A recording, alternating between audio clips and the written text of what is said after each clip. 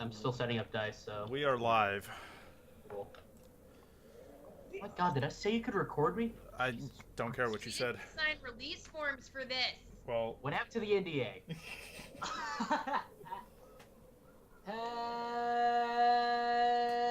Hello, everybody. My name is Baylor Benson. Welcome back to the BB Tavern. Jeans, Wondrous one-shots. Yay! oh god. Yay! That's supposed to cheer? Yes. All right, Christ. so welcome back. It's sort of I guess you could say it's sort of a brand new show, with your host Gene, Hey. Enthusiasm. Lauren, Hey. Whoa. Evan, Everything hurts. I'm on fire.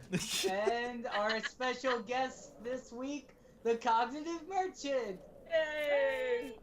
Welcome, guys. Welcome. So, before we begin the one shot, do we have any special announcements, or do you want to talk about anything specific? I am currently in the Employed. process. Yeah, I'm finally re-employed. Woo! I am currently working on an expansion to the monster manual in my downtime, allowing every monster in one form or another to be harvested for either buffs, such as maybe immunity to fire or resistance to fire damage, stuff like that, or armor, such as, dragon tooth dagger, bullet hide shields, stuff like that. This So cool. This lovely expansion will be coming soon to your faces, along with 2 homebrewed backgrounds that I made specific to this expansion. So, that's all I got. It'll probably be out in a month, maybe. It'll be out whenever I finish. We will. Yeah, whenever it's done. We will link it and Yeah.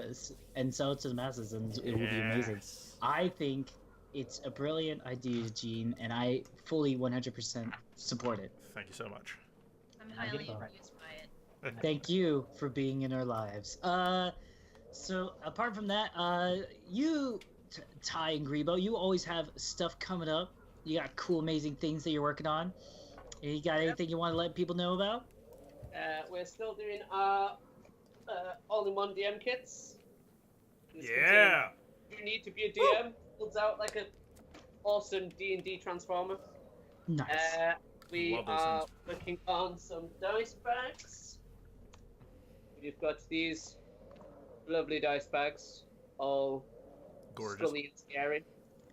Absolutely Oh, phenomenal. man. And we have we're going to be bringing out a player's kit when we're at Games Expo later on in the year in the UK. Alrighty. Our website's had a little bit of an update, some extra photos, because we've not updated it with any new stuff that we've done. And I think that's about it, really, isn't it? Is there anything else? Well, Yeah, we're going to be at Convergence Con next week in the UK. Yeah. Be having a little stall there, so people can come down and come say hi, and we'll be all in cosplay as our characters. nice. And speaking of which, oh man, it's all in the UK. How on earth, as an American, could we get such amazing products as yours? You don't. Well, you can by going to You can. mechacon.com and getting a weekend pass at the lovely convention in New Orleans, Louisiana. And we will have a table there selling and raffling off the DM kit and a bunch of other stuff, along with our partners, Torchlight.com, which is also based in Manchester, UK, making amazing candles as well. You can, if you look at all the website links that you see here on above the screen, presented by our beautiful broadcaster Gene, I do everything. you can get special discount codes using the promo code B&B Tavern, N as in Nancy, or B Tavern, for Torchlight.com. And a Cognitive Merchant, they're just amazing as always, and you can see them. And with that being said, I think we covered pretty much about everything. Just go ahead, check these guys out. Cognitive Merchant I will always advocate for them. They're one of the best people in the world. They're great, and I love them. And I'm so proud to be a part of them. And part of their US branch or whatever. They're great, wonderful family people. And yeah, apart from that, You can cast if you want to learn a little more about them. They go to our YouTube channel and they have a episode on Tavern Talk. So either way, with that being said, Gene, with your wondrous one shot, would you be so kind as to begin? Cue magical. In a faraway land. In a faraway land in a D&D fantasy world, we are taken to the Coalspine Mountains, a frigid, snow-covered tundra of a forest hidden away deep from civilization. Each of you, Vaith, Jaquilic, Elo Duhil, Ellie, whatever. Shut up. Ellie, Flint, and Nephis. You are all, in a sense, or in a word, hunters in your own rights. What you hunt is up to you entirely. You had each received a letter, a very regal, very fancy-looking document attached to which a bag of about 100 gold pieces. The letter read and addressed to you from a Mr. Boulderdash, a very rich dwarf, and a name that's actually a bit famous, who owns the mines in the Coalspine Mountains, also known as the Coalspine Mines, asking you to make travel to his cabin there, to his office there in the Coalspine Mountains, at his behest for a mission, for a mission to hunt something down. Lauren, Ellie, we will start with you. Trudging your feet, your ankle deep in snow, as the blizzard wind pelts you in the face, cutting your skin open with every second you're out in this frigid temperature. You're adorned and wrapped in the warmest furs you could find, just trying to make your way through this blizzard. After what seems like a couple hours of travel, you can see in the distance a small orange-like glow. Focusing your eyes forward, you can make it out to be a small oil-like lantern on the side of a cabin door. The cabin, small, cottage-like, looks very cozy. The first sign of any kind of warmth you've seen in a couple miles. Making your way forward, you are immediately hit with the smell of burning wood and also food that's wafting from the chimney. Upon reaching the cabin itself, you take your hands and rap on the door for just a second. The four of you, the rest of you, immediately hear this knocking on the door of the cabin. As the dwarf that had introduced himself earlier to the four of you hops out of his chair in his long fur coat, bumbles over to the door and opens it up and looks at Ellie and says, "Hello! Come in! Do you enter? Yes. Okay. It's cold outside. Okay, yeah. Before you see a very small dwarf, long red beard, braided and decorated with different rings all over, wearing several very fancy, very nice rings on his hands, a long fur robe just draping and slinking maybe 2 feet behind him as well. Moving inside, you dust off the cold, you dust off the snow. You can finally feel your cheeks again. You can finally start to feel your fingers again after a minute. Looking around the room, there is a large hearth, fireplace at the center of the back wall. A somewhat medium-sized wooden table to the right with a large pot of what you can only discern to be maybe soup or chowder, or maybe a stew that's been sitting there still warm. everybody else. I'm sorry, Lauren. What was your character's race? Dwarf. Dwarf. No. Yeah, you see a second dwarf enter, a female dwarf enter the vicinity, immediately just shaking off the snow around you. The four of you had arrived earlier, all in a similar fashion, greeted one by one by your employer, Mr. Boulderdash. He has instructed you that there would be more of your ilk coming soon, and the last one arriving now. In this time, did anyone bother to eat? Yes. Yeah. Yeah.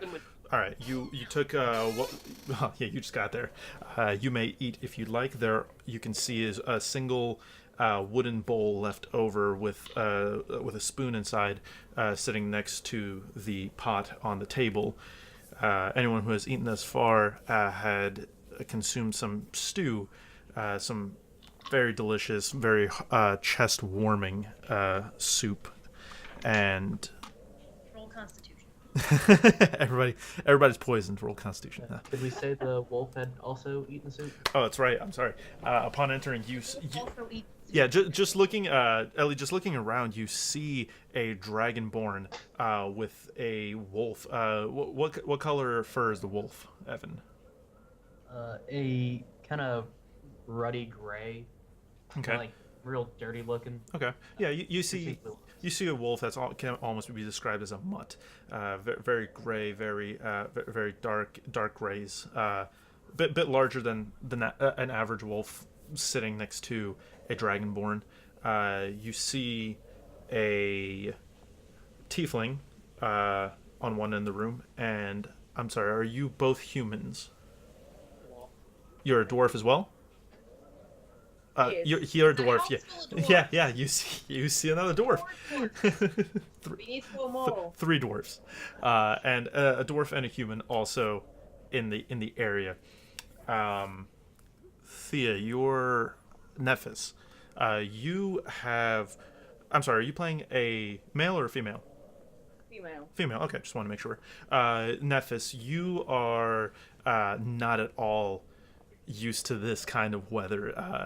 Just the flash of coin had sent you running towards this man, but you did not expect the Coalspine Mountains to be this blizzardous. So you are definitely having a hard time adjusting yourselves.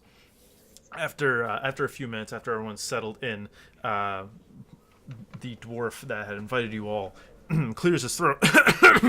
He kind of strides to the Sounds center. sick. He strides to the center of the room, taking in everyone's attention. He says, "You have all been gathered here today because you are all good at what you do. You are hunters. You are treasure seekers. You solve problems for coin. I have a problem. I am an owner and proprietor of the Coalspine Mines, a mining company here in the Coalspine Mountains. Within the last 3 weeks, I have had 5 employees go missing. It seems, as the accounts say, there is a rather large dire bear, a mother perhaps, in these parts, and she's none too happy that we have moved in on her territory. My business means a lot to me, and I lose money every day my workers cannot work. So, you have all been paid 100 gold pieces, just to show here, because your reputations precede you in one way or another, whether you'd liken them to or not. You will be given an additional 250 gold pieces upon the slaying and proof of this dire bear. Does anyone have any questions? What if it's not a dire bear? Whatever it is, I want it gone. Is that 250 gold pieces each? Correct. Ah, excellent. I don't know anymore. Question, good. He turns his attention towards you. Yes. Do we have any parameters you'd like us to act within? Any rules per se? Just get it done fast. I'm losing money. Noted. Any other questions? Hear what might have attracted this bear to your land? We think we've entered its territory. Maybe we've scared off its cubs. This is my best guess. I am not a ranger by any sort. That's why I've recruited all of you here. So do you want this thing gone, or do you want it dead? Dead. Gone. Doesn't matter. I prefer it dead. Can't come back if it's dead. Great. Anyone else? He kind of looks around the room. Everyone's quiet, and he says, "Good." He walks over. He takes a second robe, a second furs that he had hanging up on a coat hanger, and kind of bundles up. When it's done, bring it back here, and I will see you in 24 hours. And he kind of puts the hood over. It's just this giant, just furry hood that completely obscures his face. All you can see now is just the red beard. He's like, "I wish you all the best of luck. There is a map of the area on the table." As he opens the door, the wind just blows in, chilling each of you to the bone. And he has a moment where he just tries to struggle and close it behind himself, and that's it. You hear him just trudging off into the snow. Faith calls out, "I demand good payment for my wolf." You do so. In my gold with a wolf. I feel like eating dire bear would be enough payment for the wolf. You don't know him. He's He's a not stingy wolf. He's a pretty stingy wolf. He doesn't like to.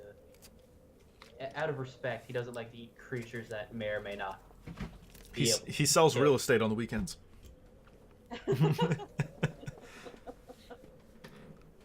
So, what's everybody doing? Flynn is just gonna pull out a small whetstone, and he's just listening to what's going on around him, but he's just sharpening his axe. Alrighty. Anybody else? String my bow, and after that, I'm gonna play with my wolf. He looks at everybody like real not comfortable with other people, Okay. and I'm just making him make faces. They Alright. squeeze your dog's face up like this and all that. Make him look lovable, and he's trying to look intimidating. I'm gonna whip out a pack of cards and look at everybody and go, "Well, we can't leave until it stops snowing, so let's play poker." I'm in. Is there any stew left in the bowl? Like, is there any There's still a good half a pot left. I'm gonna take a thermos Mhm. and put some of the stew in and just sort of seal it up and just have some stew for later. Okay. Yeah, you do so. Is there a fireplace there? There is a hearth at the back wall. It is burning. It is going. There's a nice stack of chopped wood adjacent to it as well. Neff is going to go over to the fireplace, take his boots off, warm her feet, All right. small bottle of rum, All and right. just a couple of sips of that. Okay. Are you guys going to just wait out the storm? Yeah, I reckon. Okay. I Is don't it- get dire bear sneaking up on me in the snow. All right. Is it just this one big room, or is there bedrooms in the back? There is an upstairs. You have not been up there though. Okay, I'm gonna go check out the upstairs. Yeah. Moving up the stairs, you do see about 6 cots lined up, 3 on each side of the wall.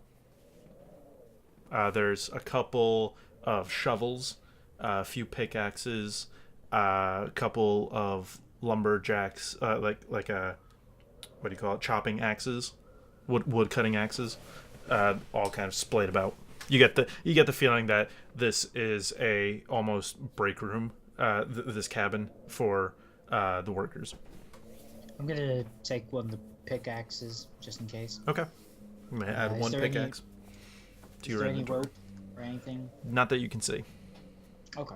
All right. And there's no drawers or anything. I'm sorry. There's no drawers or anything. Drawers, no. Okay, I'm gonna just check under the cots just to see if there's anything. No, under them. it's pretty empty. You get the feeling Okay. that they generally like to They don't really like to leave personal belongings here. Sure. This is more for like tools and work-related stuff. All right, I head back downstairs. All right. Question: is there an entrance to the mine in this building? No. The cabin, like, if you'd like to take a look at the map, Sure. as you move over to it, looking down at the map, it appears the area is in a bit of a crescent moon shape. The crescent itself outlines the mountains surrounding this kind of large opening, this kind of valley, at the center point of which is exactly where you are in this cabin. To the north, where the crescent opens up, is a lake. All along the mountains are forest and trees. The mines themselves, there you can see two distinct entrances for each mine at the top, at the point of each crescent in the mountains. At the north, where the lake meets the land, there is also marked a lighthouse. So, I'm not sure if the rest of you are aware. We could just like not do what he wanted us to do and like just fuck around other places. They have a lighthouse. It's pretty cool. Too many of those. I'm all for getting the job done and going home. I mean, like, sure, but also lighthouse. I would like my share of gold. Although I'm partial to lighthouses as well, so I'm happy to go there too. 2 votes for lighthouse. I mean, what if the dire bear is at the lighthouse? That's 3. You kill 2 birds with 1 stone. What's everyone doing? We could just check each area individually and start with the lighthouse. How is it looking outside? It has it has died down a little bit. It's still a blizzard though. Does it look like... Am I able to tell if it looks like it's going to pass any time? Go ahead and make a nature check. Could I also make a nature check? Yeah, go for it. My nature is rubbish, so...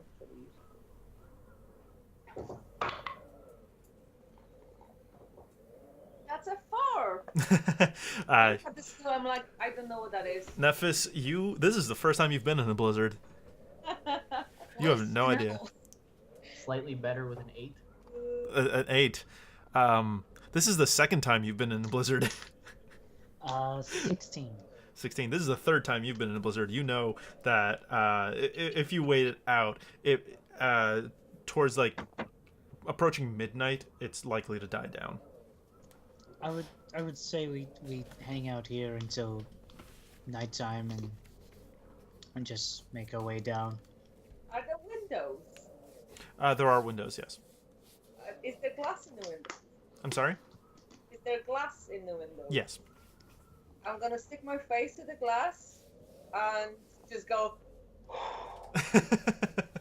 Yeah, it completely fogs up. I'm amuse myself by the new of everything. Okay. All right. What's about a snowman? No. Man, I mean, sure. No one. It's damn cold outside. I'm staying here. it's a bit nippy. It's something to do, isn't it? Dan likes it. So we're waiting it out till midnight. Sure. Okay. A few hours pass. You guys make sure your weapons are nice and ready to go. You study the map, each of you memorizing it, committing it to memory. And after a few hours, the snow eventually calms down. It becomes very eerily quiet outside. There's still just the faint traces of just wind whistling throughout the mountains between the trees outside. The sky itself has opened up and has created a lot of visibility in the area just from the moonlight that's now shining down into this open gorge. Everyone's all set to go out? Yeah. All right. We up properly and yeah, just Yeah. You just wrap yourself up as best you can in your furs, your nice thick boots, and begin trudging outside. The snow itself about ankle, almost knee deep at this point, but it is very nice. It's very calm, still very cold. And you guys, which way are you headed? I reckon, like, if we go to the lighthouse, then that might be a good place to look for tracks. All right. With there being light. Well, that's not a bad idea. I would like to point out that most, if not all, of the snow is like super fresh. Yeah. So like, No tracks. We could also climb to the top of the lighthouse to be able to see better. Vaith, as Wider vantage. Vaith, as a ranger, you know this is the best time of any to track a creature. All right. Because also a dire bear, I mean, they're pretty fucking big. There'll be broken branches. Yes, they are. Let's see where they've moved. these are good facts. True facts. Pitter patter, let's get at her. Yeah. All right. You guys set off, trudging north towards the lighthouse. After what feels like at your current pace, with the snow slightly impeding your speed, you take about half an hour to get there. As you approach, everyone go ahead and roll a perception check.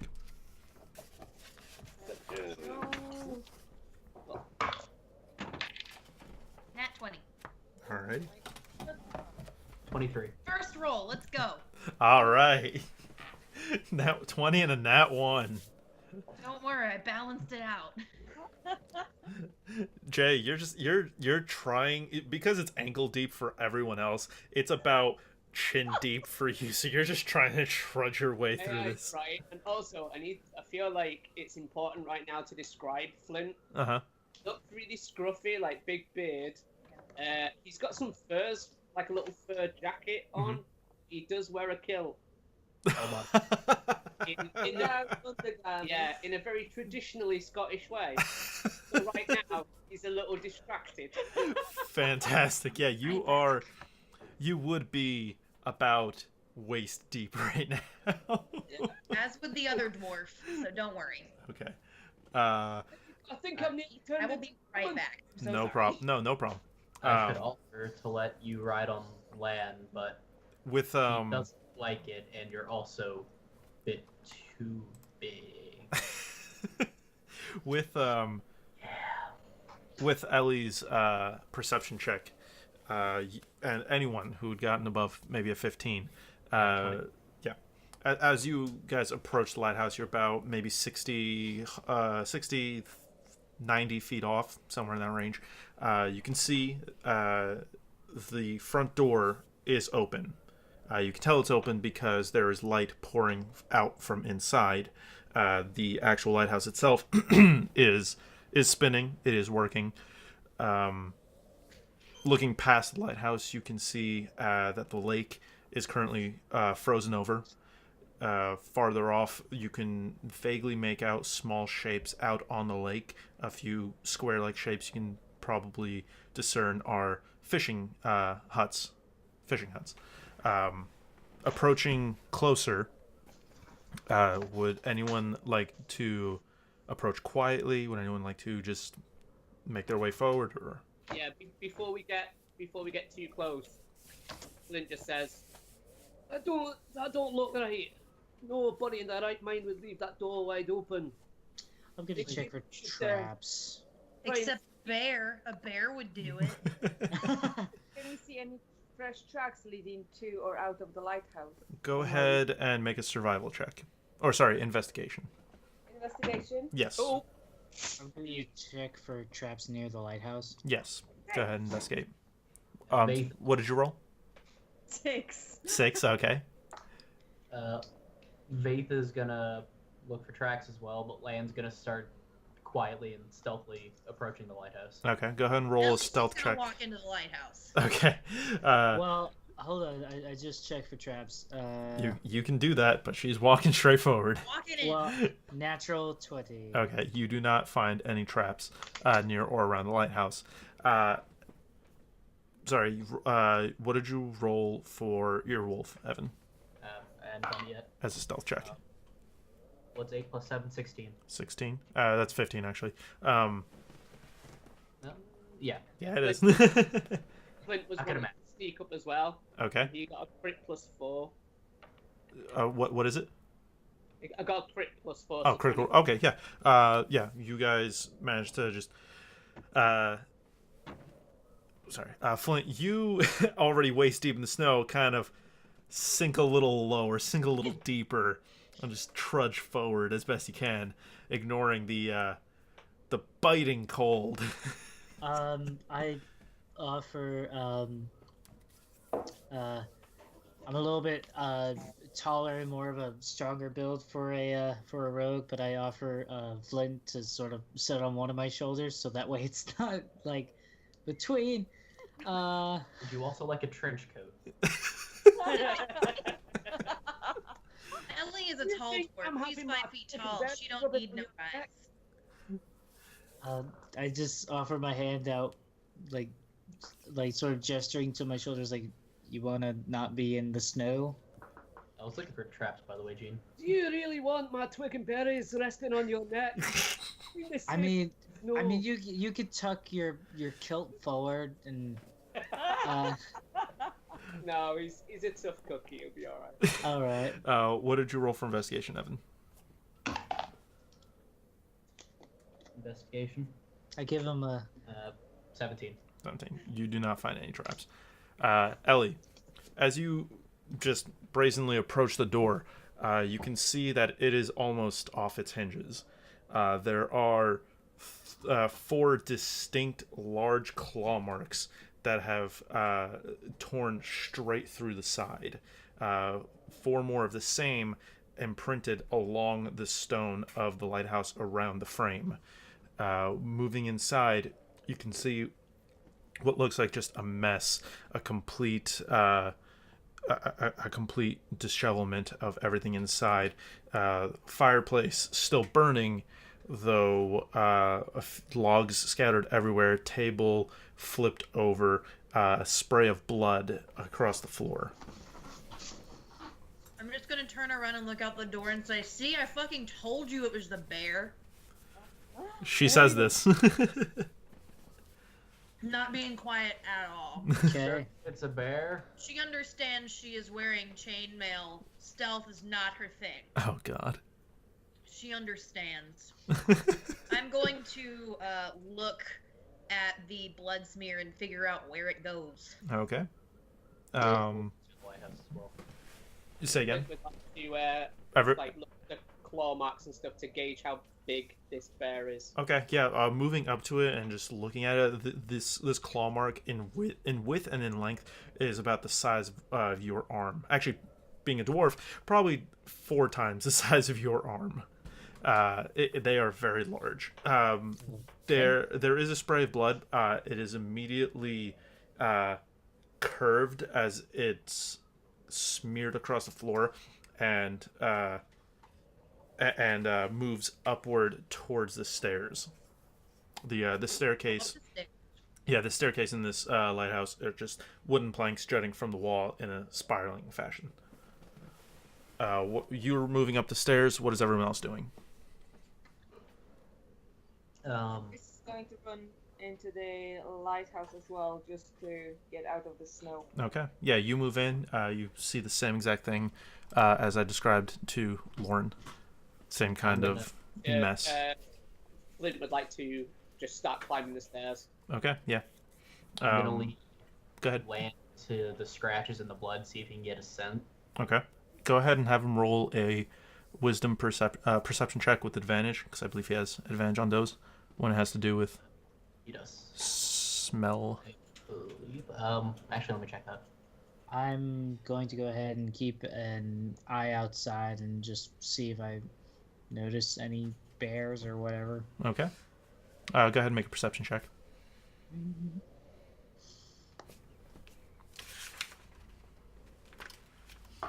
Evan, what did you roll?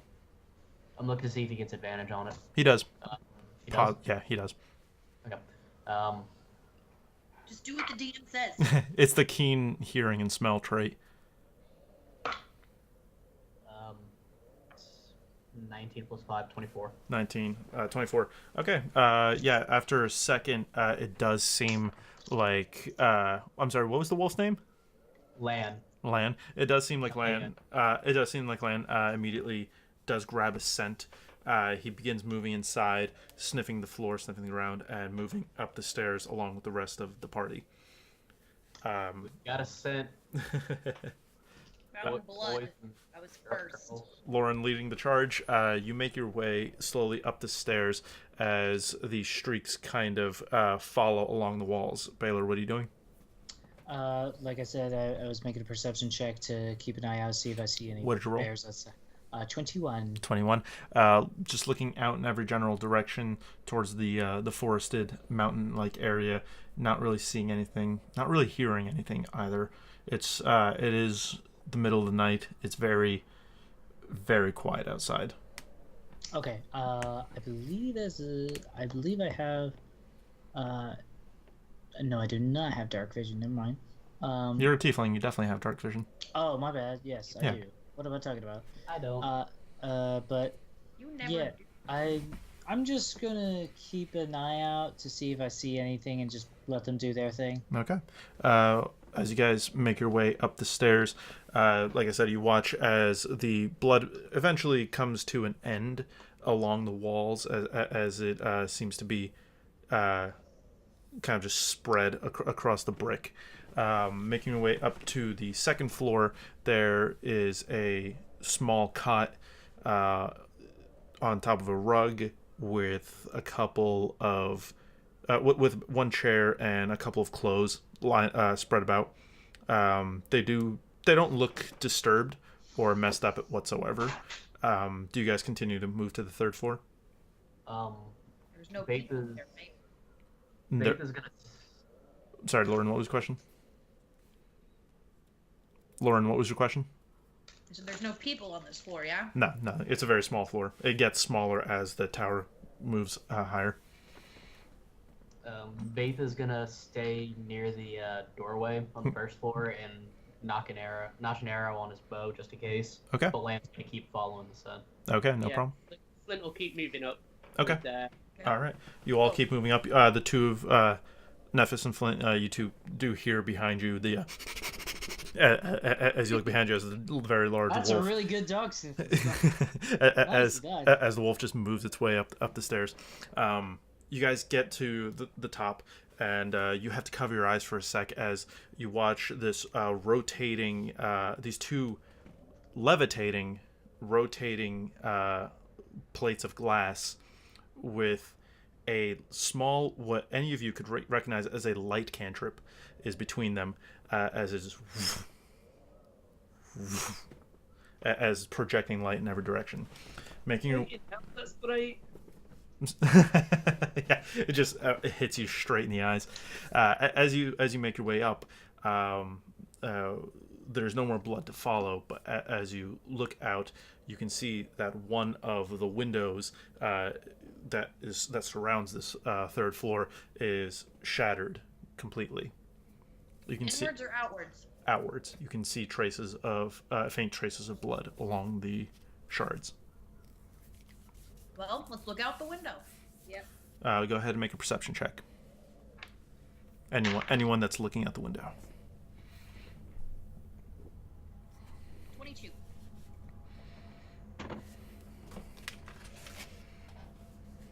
22. All right. Anyone looking out the window, you guys are fine for that with that check.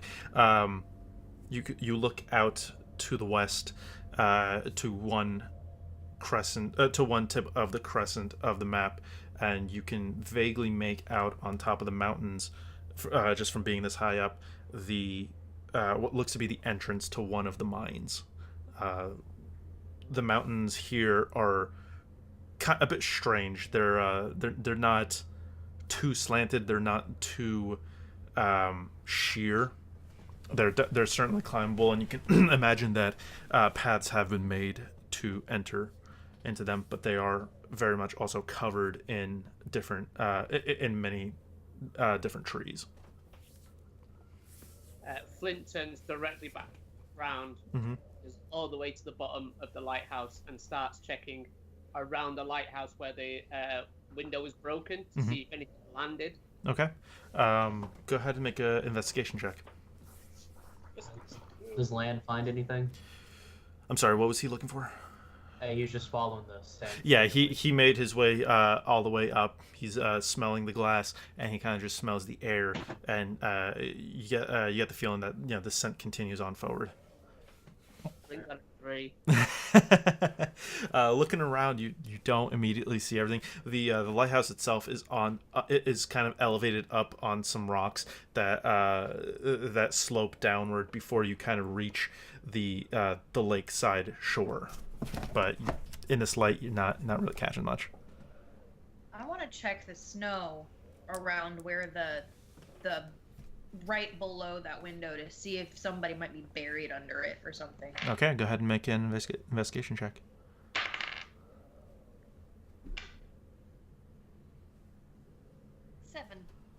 7. You checking through the snow, you don't seem to find any bodies. Well, people don't just disappear. Can we see any tracks leading away from them? Investigation check. And Yeah. This is what this is. that's 20. Nat 20. Nice. All right. Fucking magical nonsense. All right. Looking down to the north side of the lighthouse at the base, you can vaguely see some disturbance in the snow. It's subtle, but it does catch your eye. Trailing it downward, moving along to the shore of the lake, you can see that that the shore itself is mostly shale rock, and it's become a bit disturbed before it makes its way out forward onto the frozen lake. Okay. I would like to tell the rest of the party what I've not Okay. seen. Okay. And walk over there. Yeah. Go ahead and tell them. Hey guys!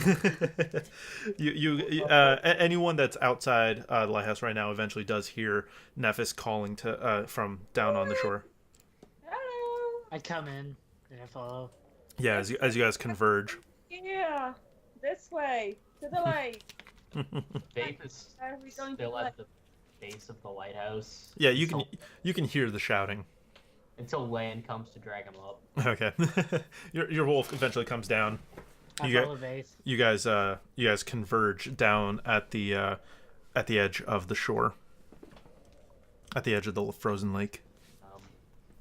Quick little side thing, Gene. Yeah, what's up? With the revised Ranger, with Natural Explorer, our group will. Difficult terrain doesn't slow our group down. Okay. And we can't become lost except by magical means. And if I'm tracking your creature, I know their exact number, size, and how long ago they passed through the area. Okay, fantastic. Just let you know. No problem. But yeah, they all arrive. Nephis, what do you tell them? I've noticed there's some tracks leading from the lighthouse, from the broken window, from underneath the broken window to the lake here. So I reckon whoever fell/jumped out of there must have gone that way. I'm not sure. Can we see past? How big is the lake? Can we see to the other side? You rolled a natural 20, right? Yeah.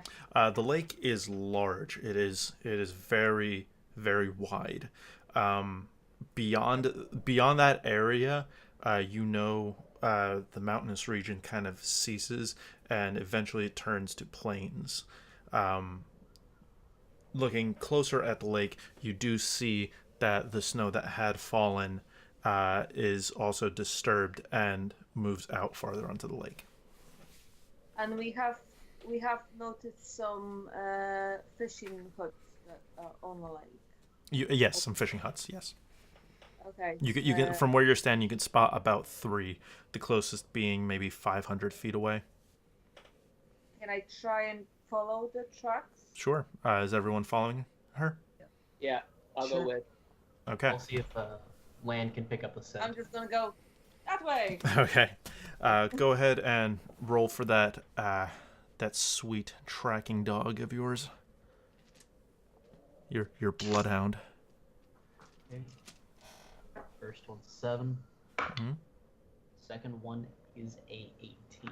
18, nice. Okay, so you guys begin making your way out onto the lake. Immediately, Lan picks up a scent. Moving outward, after about some 50 feet. Let me see. First DM roll of the night. Sorry. Would I have recognized the tracks as human tracks? There aren't any tracks per se in the shape or form of feet. It seems like the snow has been disturbed in general. Like large portions of it have been pushed out of the way. Right. So these don't necessarily look like animal tracks either. Okay. Let's see here. All right. As you guys are all moving forward, you about 100 feet pass on your way to one of these fishing huts following the tracks, and you all begin to hear a loud crack. I lie flat on the ice and start crawling. You lie flat? Okay. You guys watch as Nephis I go. immediately just spread eagles onto the ice and begins army crawling. Yep. What's everyone doing? Vaith is Looking at her with her eyebrow raised, like, What are you doing? Vaith, what are you doing? Vaith is going to kind of just stop, like stand straight up, and Land's gonna stop as well, but kind of like pointer-esque, like Yeah. Just freezes up. Lauren? Can I perception for the direction the crack came from? All around you. Oh, Beneath okay. beneath your feet. Okay. Specifically beneath your feet, Lauren. I'm going to do the same thing that Nephis is doing, except instead of army crawling forward, I'm going to begin like crab scuttling backwards You're getting off the lake? towards the shore, because if I go down, everyone else around me is going down. Okay. Go ahead and you know what? You know what, Lauren? Call high or low. Oh dear. You're not French, you can't do this. Call high or low. Low. Here's the way Okay. the bird is showing. You begin to start crab walking very slowly back across this lake. For the most part, you don't hear any more cracking. Baylor, what are you doing? I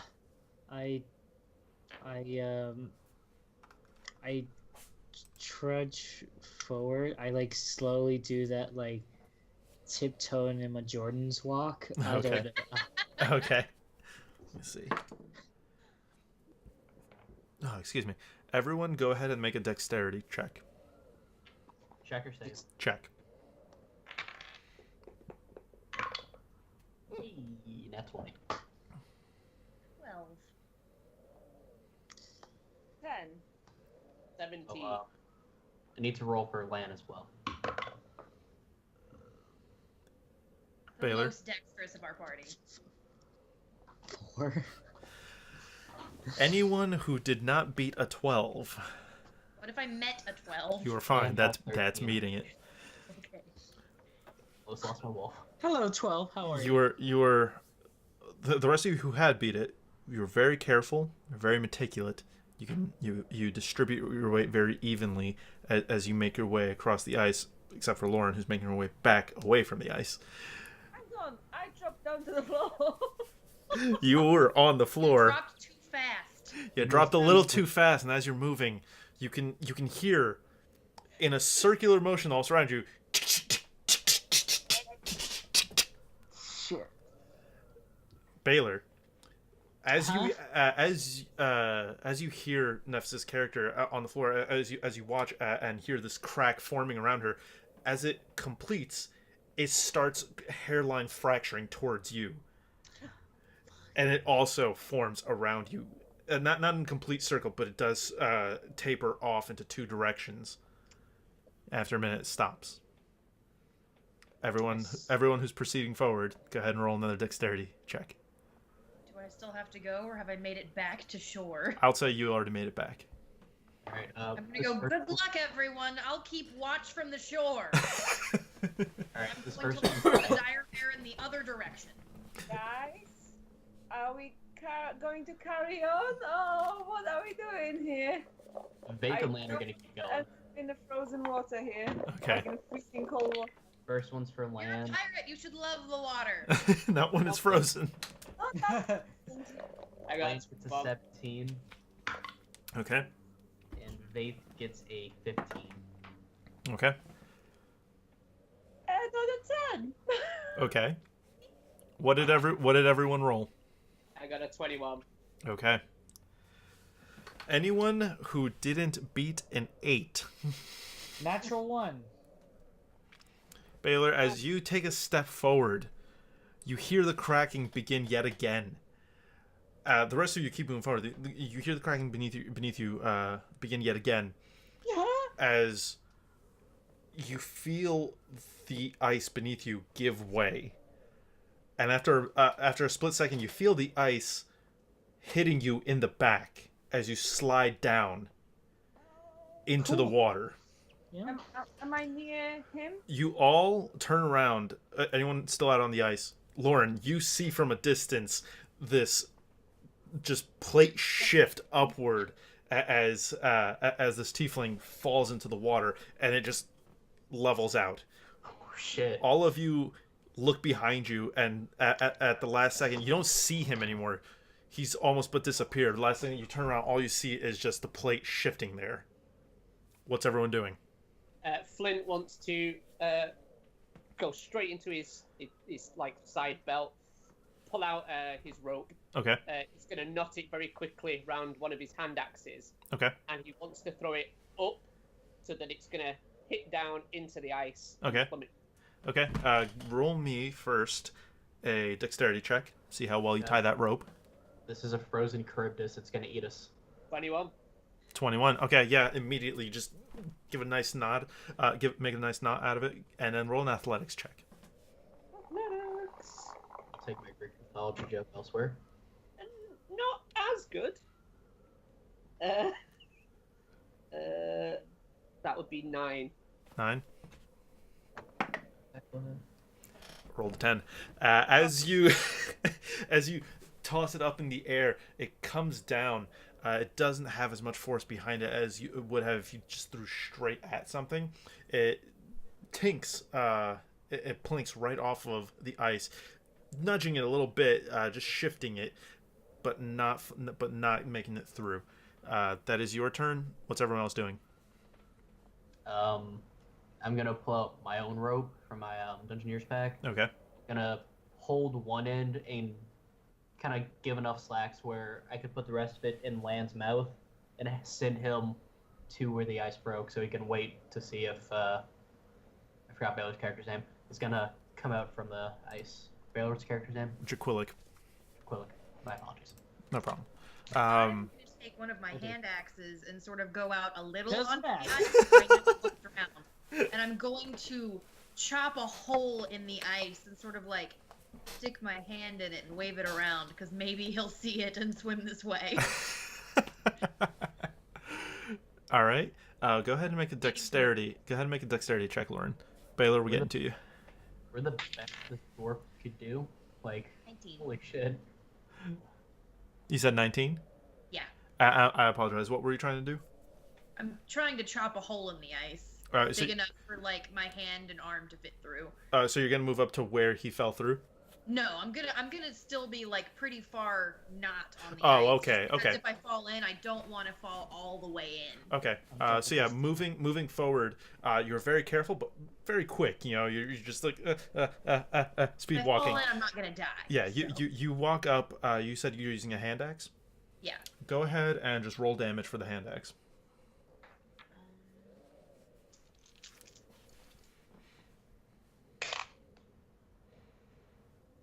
12.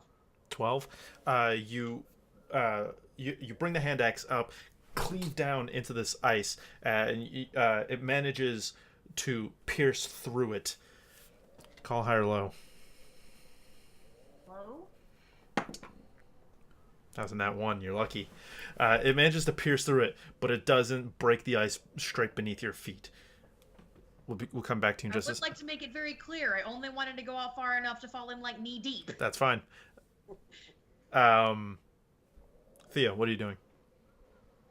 I'm assuming I'm pretty much next to him. He was about 10 feet behind you. Okay. Can I see the rope that Flint's thrown with his hand axe? He threw the hand axe and the rope attached. It was attached to you, right? Yeah, you're still holding. He's still holding the rope. Okay. I'm going to. Can she see it on the floor? Yeah. It's in plain view. If I can crawl towards there and grab the rope, and then crawl towards where Ayla's character's fallen into the water. Well, the axe is right there where he fell through. Okay, I'm going to crawl to there and grab the rope and just shout at Flint, make sure you're holding onto this. I'll Okay. If she says it, I'll wrap the rope around my arm and brace myself. Okay. I'm going to wrap the other end of the rope around my waist. Okay. Go ahead and roll a dexterity check on that. Oh. Gotta see how tight of a knot you can make. You are a sailor. You are a pirate. I will give you advantage on this. I rolled 19 anyway. You are a knot tire. 19. Oh, 19? Okay, yeah. You managed to. You tie knots on your ship all the time. You managed to form a good one right around your waist. What are you doing now? I am going to push on one side of the ice to open it up. Are you still lying flat? Yep. Go ahead and give me an athletics check with disadvantage. Oh, man.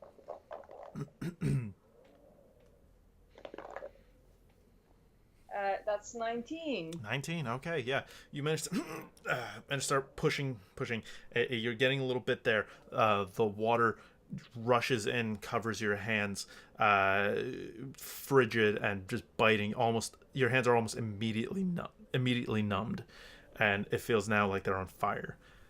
Baylor, falling down into this water, you're immediately engulfed in just the bone-chillingest, marrow-biting cold you've ever experienced in your life. And you're a dwarf.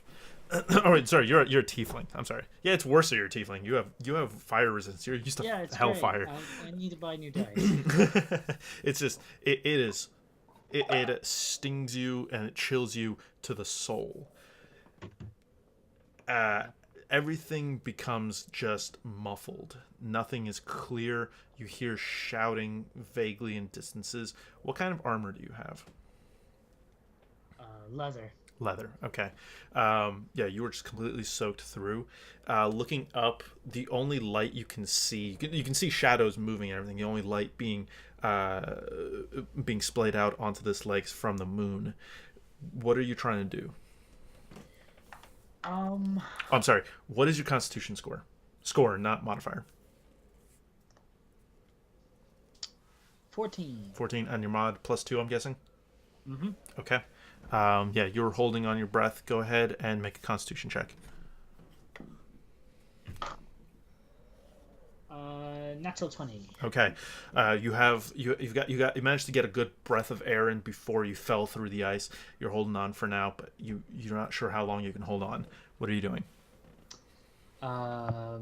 You do watch after about 6 seconds as the chunk of ice through which you fell through starts getting pushed down. Pushed down like it's sinking, or like one side is going up and the other side is coming down. Okay, I'm gonna grab the pickaxe that I grabbed in the lodge, and I'm gonna try to start whacking at it from the side that's sinking inwards. Go ahead and make an attack. Okay. No proficiency, just strength modifier. Okay. So just D20 plus your strength.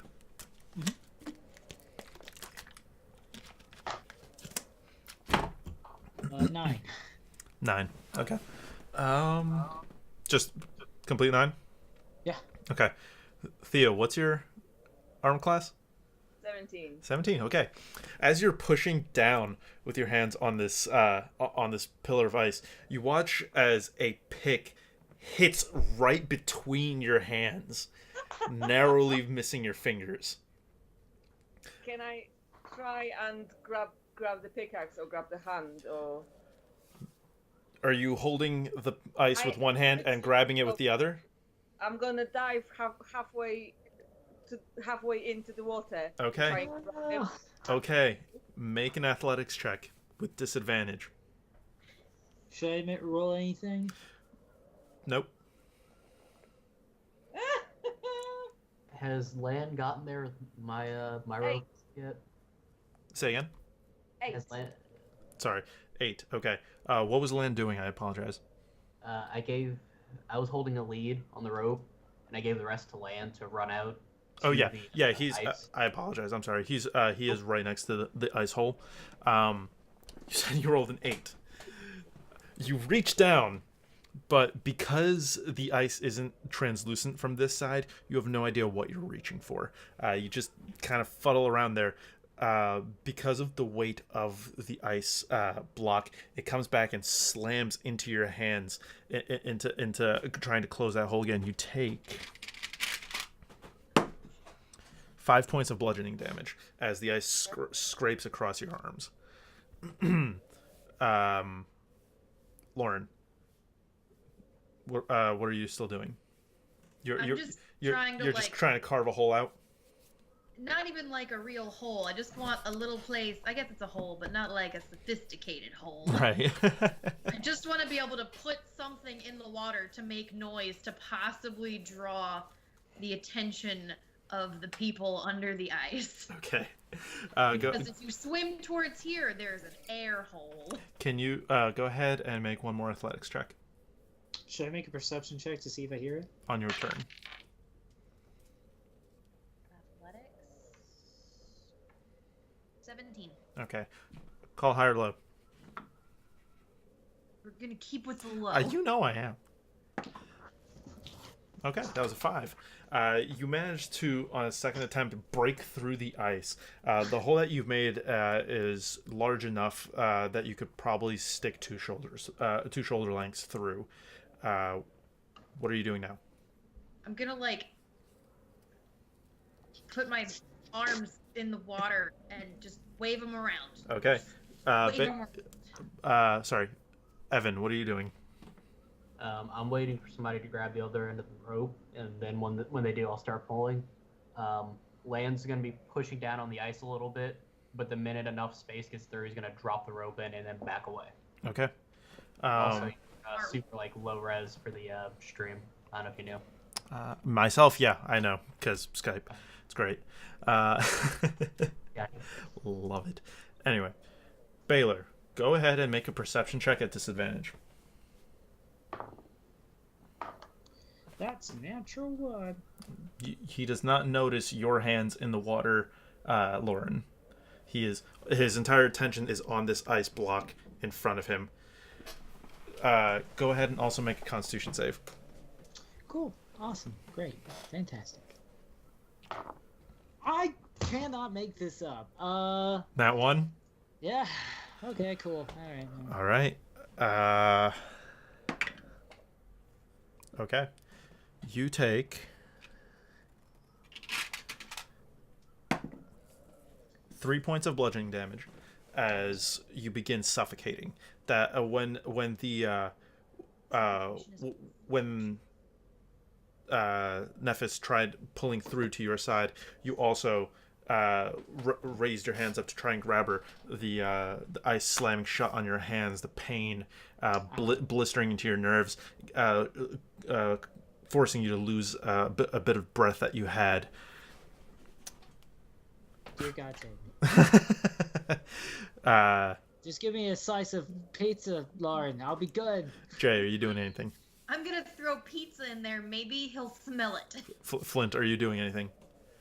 Flint's just literally waiting for him to grab the rope. He's just still bolstering it, ready to pull back. Gotcha. Okay. Nephis. Sorry. I'm trying to remember names. Nephis, what are you doing? I can see that my arm approach is not working.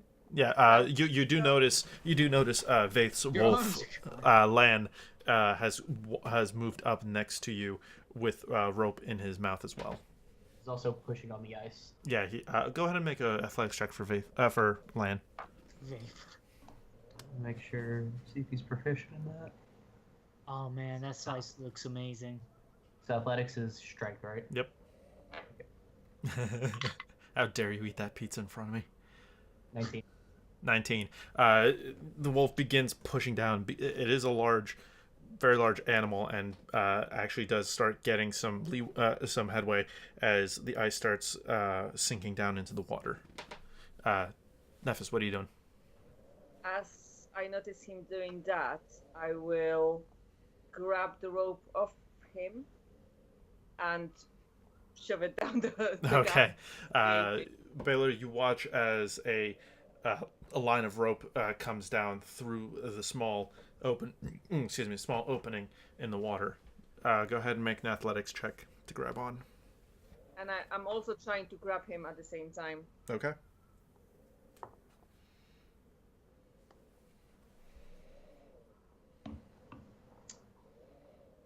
Please be a 9. Okay. You manage to grab on, and do you guys begin pulling? Yeah. All right. Go ahead and both of you make an athletics check.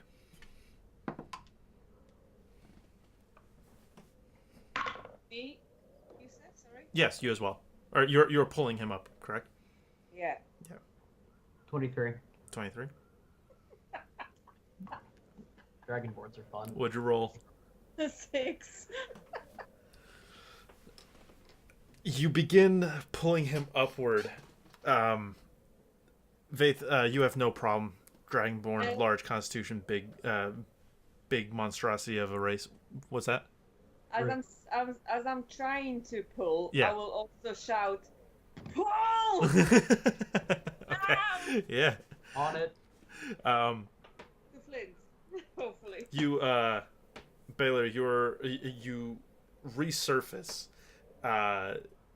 You hit the ice immediately, slipping, but eventually pulling yourself up over. Eventually, land rests its paws or raises its paws off the ice, and you are pulled to safety. Now, completely soaked to the bone, the cold air cutting deep into your flesh. You take an additional 3 points of cold damage. Okay.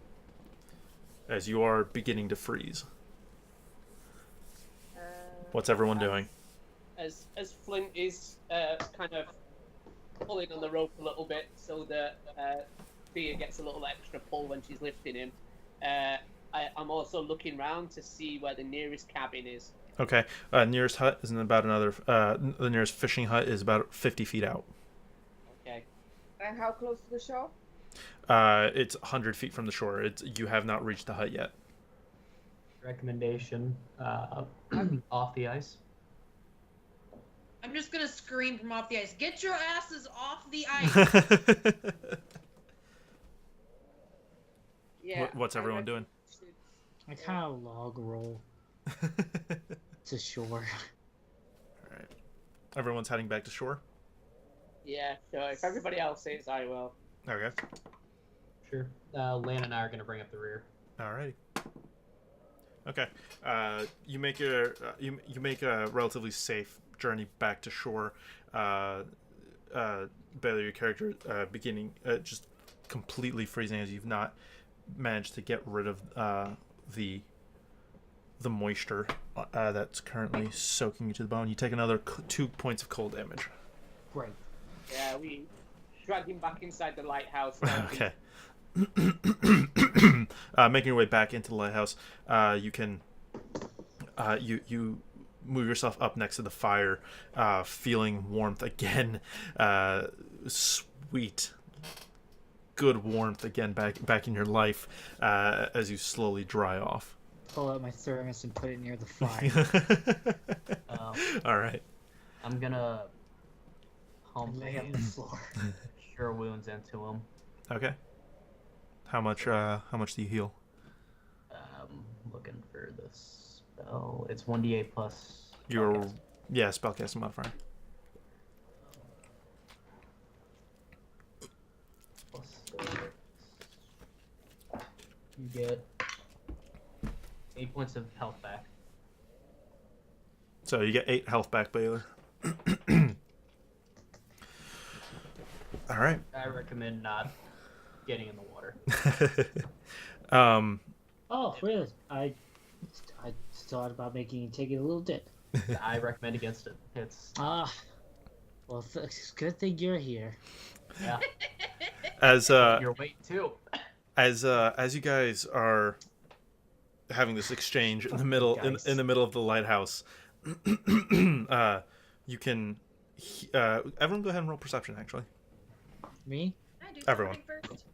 Yeah, what do you want? 1 second. What are you doing? I wanted to, after everybody got off the ice and was starting to go back inside to warm up Baylor, I wanted to like reach down into myself for my old military voice and just scream across the ice. Is anybody out there? You hear it echo and reverberate out across the ice. It comes the echo comes back and it's just nothing. Well, if there's anybody out there, they're dead. So we're going back inside. now. Okay. So what did everyone roll in perception? Does Lan get advantage on auditory perception? It's hearing or smell, I believe. Okay, so this will be for Lan. Yeah. Lan got a nat 20 and a 19. Nice. And then for Vaith, 13. Okay. And anyone who got over an 11 succeeded. Sorry. As you're all resting there for a second, just recollecting yourselves, you all hear a very low growl from outside. It's just a very... Boy. Lan immediately jumps up. Yeah. Its muscles tense. straight up. What's everyone doing? I'm loading my crossbow and checking outside the window. Nephis doesn't notice it, so she's just drinking her rum and warming her hands up. Okay. Flint pulls his shield from around his back, slings it onto his arm, and gets his axe ready. Okay. Lauren? Vaith's notching an arrow. Lauren? Did you say I was already inside after taking Yeah. that minute to scream? Yep. Okay. I'm just gonna take one battle axe in each hand and wait. Okay. Preferably off to the side of the door. Okay. Does anyone approach the door? Yeah. I do. Okay. All who approach all Lan who, knows. okay. All who approach the door, you look outside, and out about 60 feet from the door, you see a very large mass of fur. It's silhouetted in the shadow of the lighthouse. You see two large yellow eyes just peering straight at you. You see steam pouring from its mouth as you hear that. Guys, I think we found our job. Bears don't have yellow eyes. It's not a bear. We're good. I've never hunted a bear. You see it's large, in fact huge in size. Brownish fur, several small scars over its face. What's everyone doing? Flint will take a step just outside the door, Mhm. And he'll, with his axe on his shield, Okay. look straight at those yellow eyes and say, "Ah, come on, you big wee scunner! Come and get me!" I shoot it with a crossbow. Go ahead and roll an intimidation check. Yeah. Question: are there windows on the second floor? Yes there are. Vaith's gonna move up there and kind of perch himself at the window. Okay, fantastic.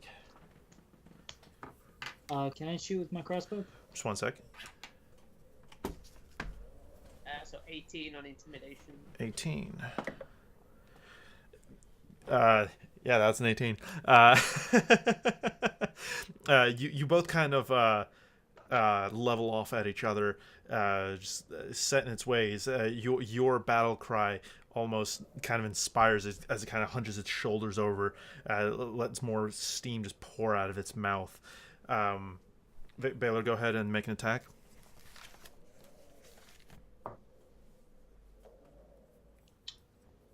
That's like a 23. 23 hits. Go ahead and roll your damage.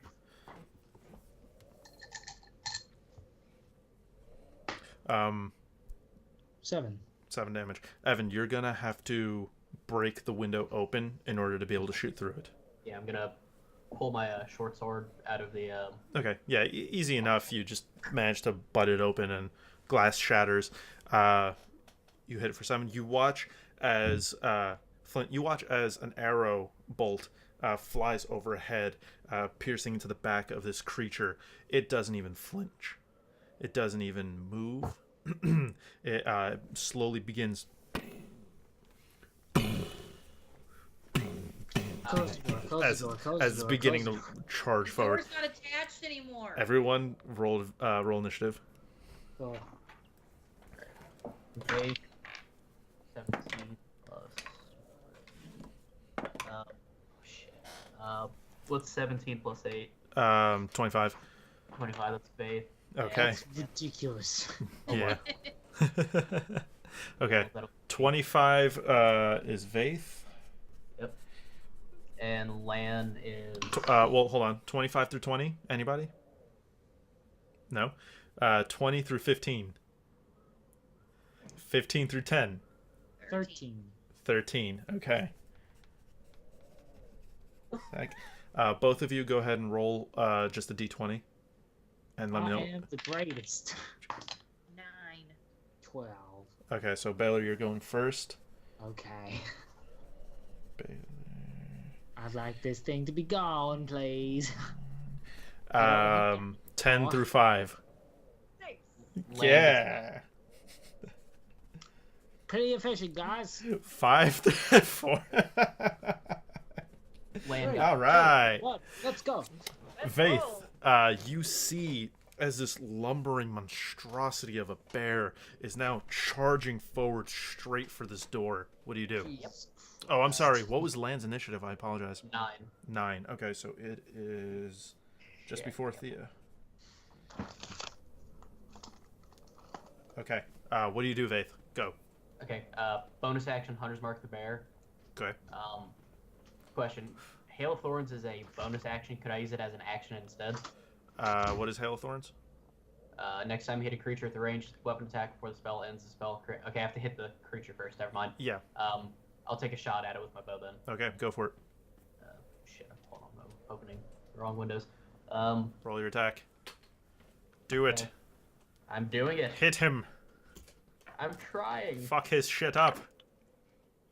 I'm gonna try. 12 plus 8. Unnatural 20. Unnatural 20 hits. Roll damage. Cool. It's a D8 plus 3. So, actually plus 2. Top that. Okay, so 4 plus 5 is 9. Mm-hmm. And then it's a D6 of Hunter's Mark damage. Yep. Plus an additional 1 point of Hunter's Mark. All right. So 10 total. 10 total. All right. It is now the bear's turn.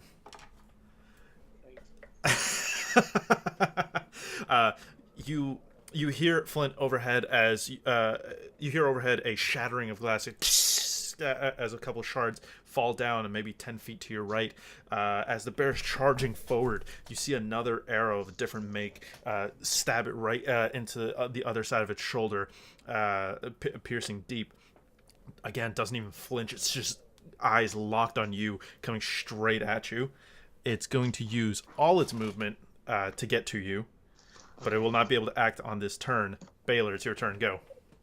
Okay. How close is it to us? It is right in front of I'm sorry, Flint. Okay. Flint's in front of the door. It is Yeah. right in front of him. Okay. I'm just going to pat Flint on the shoulder and say, "Keep shielding, buddy," and shoot it again. All right, go ahead and make an attack. All right. That's going to be 24. 24 hits. Roll damage. 4. 4 damage. Okay. Yeah, you knock your crossbow, fire another one into its shoulder. It's now rearing up to attack and bear down on him. Bear down. It's just not affected. What else are you doing? I'm going to hide. Okay. Bonus action, hide. Go ahead and roll stealth. And Lauren, go.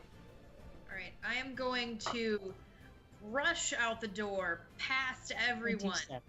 27. And, I am going to. I'm just going to go ahead and tell you I'm going to spend an action surge. I mean, a second wind. Yeah, Okay. no, an action surge. That's what I meant. Okay. Moving past Flint. How far are you moving away past Flint? I'm going to have to get like 5 feet from this bear It's going to take that opportunity attack. to get to the bear. If you want to move past Flint, you're gonna be in the bear's range. If you're gonna keep going, you're gonna eventually. I don't want to leave the threatened. That's square. fine. Are you trying to? Okay, that's fine. Yeah, go for it. You're there. You are. I'm gonna swing 3 times. I've got my second attack and I've got my bonus action. Go for it. So first one, 14. Second one, 16. Both hit. Third one is 23. Okay. Yeah, all 3 hit. All right. Do you want me to go ahead and roll the second 3? Go ahead and roll damage.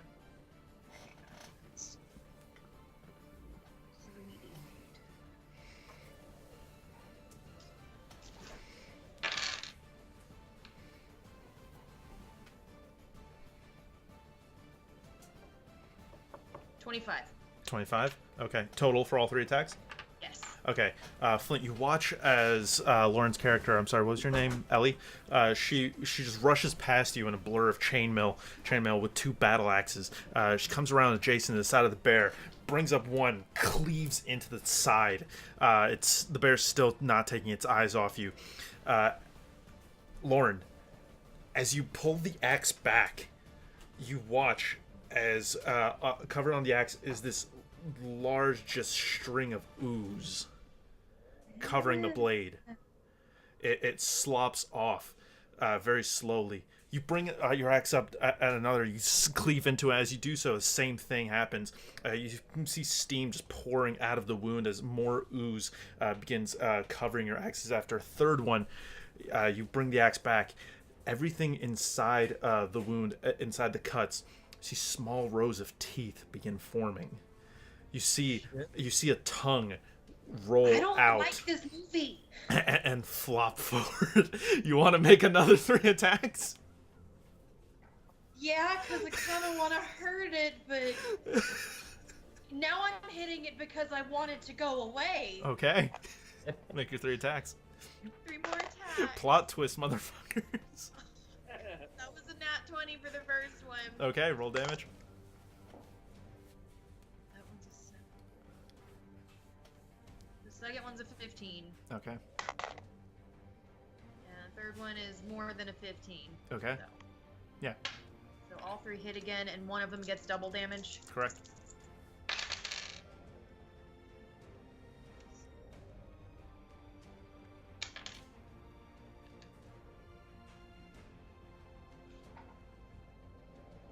What kind of mimic is this? Say again. 26. Okay. Yeah, you make another 3 attacks with your battle axes, just desperately trying to cleave into this thing. And with every cut, the skin reforms and remorphs. And you watch as all these 6 various cuts just form into one singular wound with a large opening, gaping mouth. You see several tendrils just crawling forward, looking like they're about to envelop you. Alright, and I just want to scream, guys, it's not a bear! You do so. It's Land's turn. How close to the bear question mark is Land? Where did Go you again, last? buddy. Well, Land's in like the general lodging area, and the bear's outside. So I'd say like 30 feet. So the bear's still outside the lighthouse. Correct. 5 feet outside the lighthouse is Flint. The space ahead of him is the bear. And to the left of the bear is Lauren. Would Land be able to get around the bear without entering a threatened square? The 15 foot line in front of the lighthouse right now is because the bear is there is currently his threatening square. So if I were to move into the threatened square of the bear and move around it, but not like getting 5 feet away from it. Yeah, you could probably flank it with Lauren. Yeah, Lauren. Land's gonna try to flank the. Yeah, easily enough. It moves. Land moves to the side, and you now have advantage on the attacks. Let me check something for the wolf real quick. He's gonna take an attack.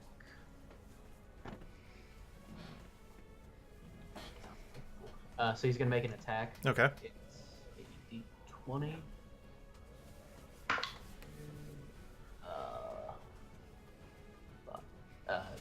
19 plus 3, so 22 to hit.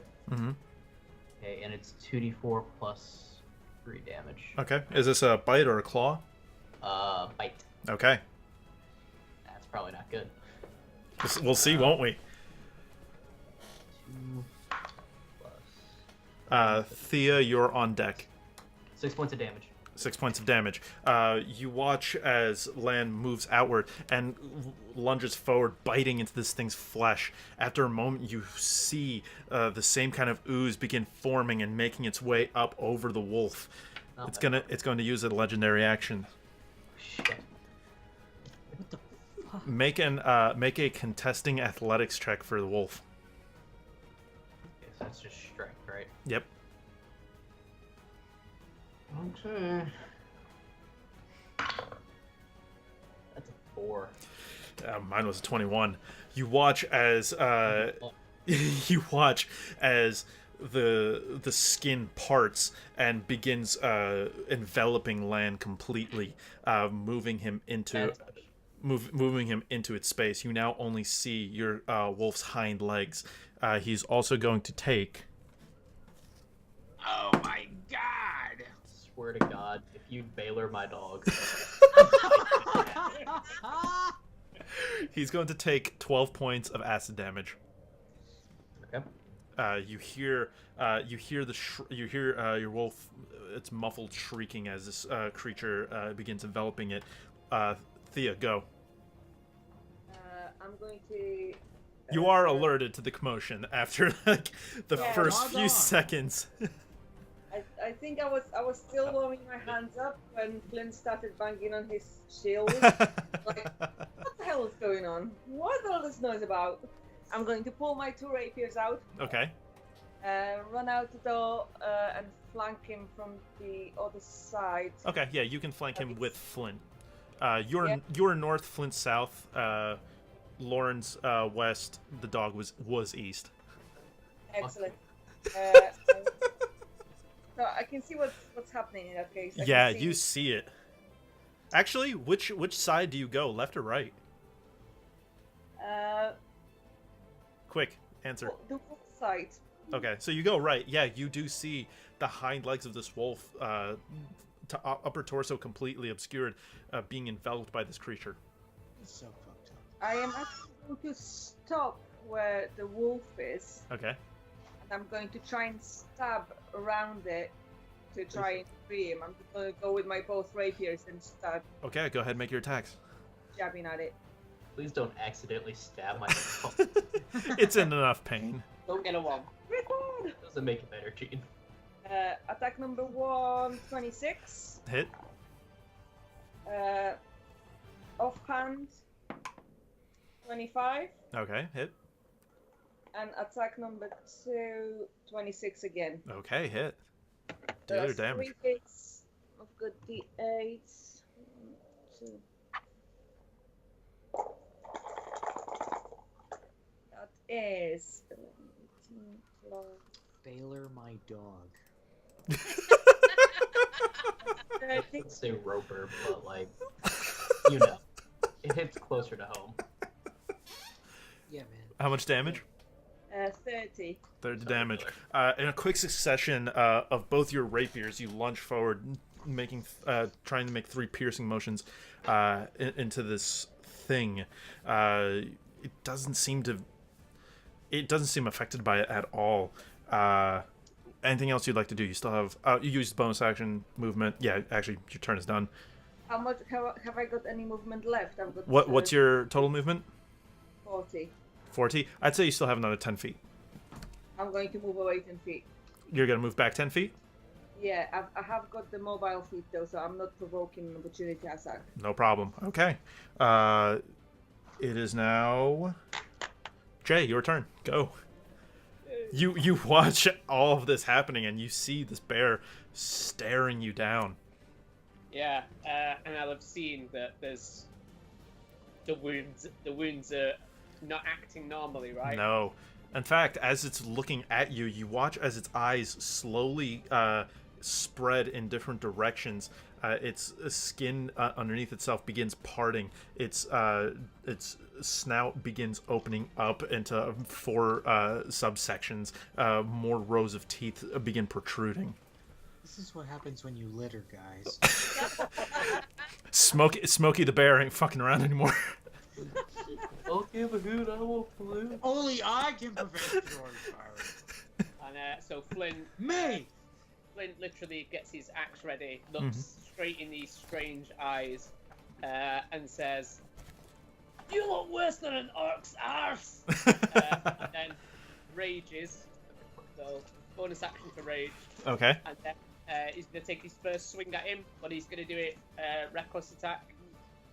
Alrighty. So 18 plus lots. That's 25. 25 hits. And I'm gonna take my next attack as well. Not as good. But... I'm so excited to learn the cause of this. 16. 16 damage. All right. Or is that your second attack? That was my second attack. Yeah, that hits. Cool. So that is 2d8 plus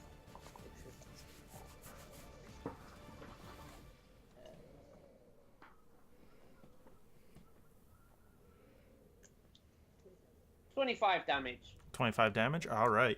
You said that was 2 attacks? Yeah. Yeah. You bring your axe up and just rear into it, bringing it back again and slicing into it again.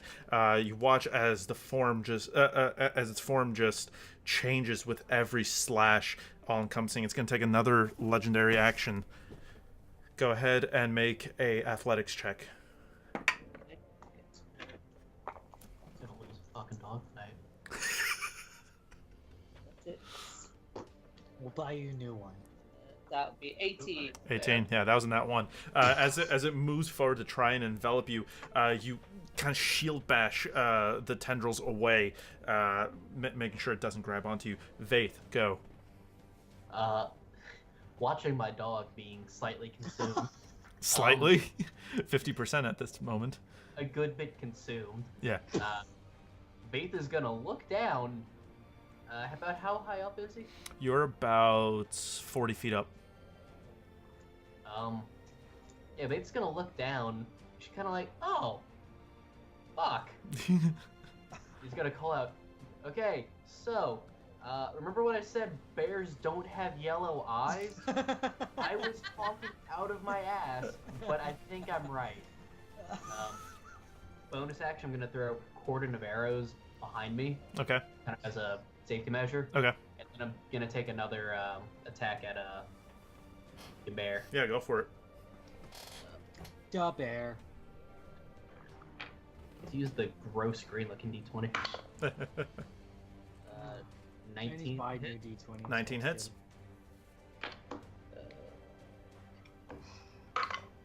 So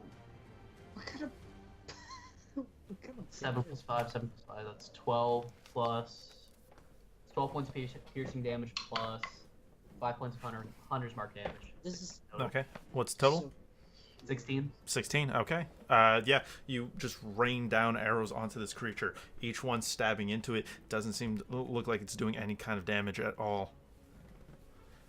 Doesn't even seem to notice. Anything else you'd like to do? That'll be it. Okay. It is now it is going to be the creature's turn then. Swallow my fucking dog.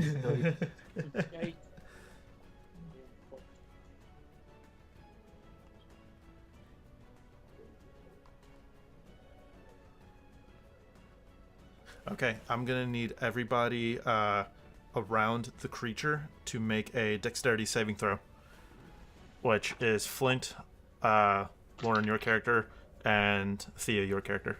Nephis. Oh wait, yeah, you backed up. I apologize. I'm sorry. So Flint and Lauren. Gene. 1 second. What? Flint? I think got 8. 8. Lauren? 11. 11. What were you saying, Evan? Is this thing a fiend? It is not. Okay. All right. The two of you. It's natural. After a moment of fighting and just looking into this creature, just watching its shifting form, you watch as a spray of acid erupts from its form and just completely hits you in the eyes. You are both blinded. I'm blinded, but it's still right there, right? This is what happens when you pollute the water, guys. Acid's not a kind of poison, is it? It completely obscures your vision. You guys are blinded until the end of its next turn. On top of that, it is going to make 2 attacks. The Sam hell. Flint, what is your AC? 17. Okay, you feel as the tendrils begin moving forward, and in a blind panic, you start just shifting and throwing your axe back and forth, your shield as well, and you manage to fend it off.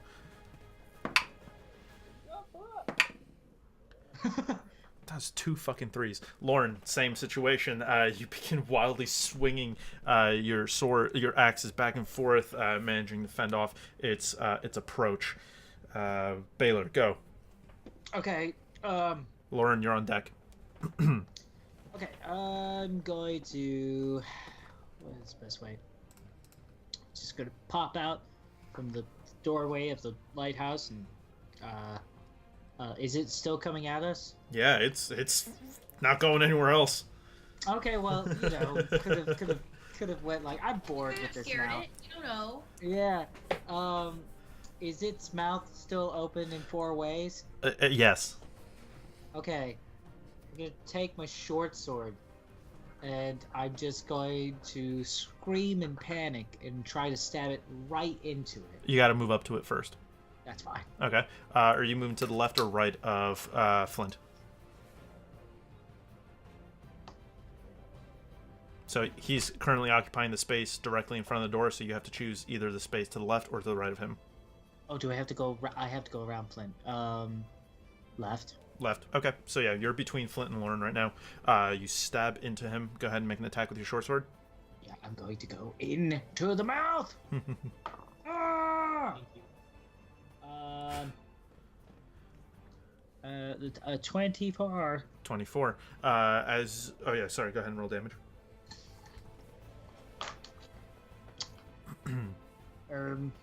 5. 5. You slash into this thing as best as you can. It doesn't seem really concerned with your attack whatsoever. Peeling back your sword, you watch as that same ooze sticks to it and just forms this like web of this long string of web. Anybody who has attacked the creature thus far with a hand type weapon, well, the 2 of you are blinded, so Nephis and Baylor, I keep forgetting your character names, I'm sorry about this. Jaquilic. You guys look down and notice now that the acid from this creature is slowly corroding the metal on your weapons, the blades around you. I'm gonna let the sword go. You can have it. It's fine. You're just gonna leave it in there? I'm just going to leave it in there and disengage and walk away. Okay, you do so. 1 second.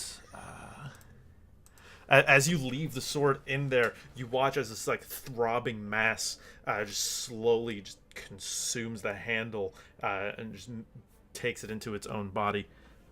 Lauren, go. I didn't need it anymore. All right. Lan is on deck. Blindly, I'm going to swing at it 3 times. Actually, you are no longer blinded. You managed to get it out of your eyes.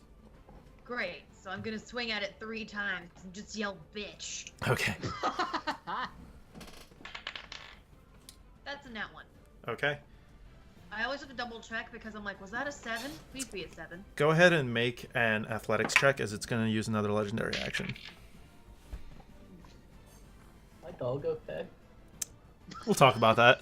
19 for the athletic check. 19. Okay, you slip forward in your panic and almost fall into it. It opens up immediately, ready to consume you, to take you in. And you just, at the last second, manage to back up and avoid falling into it.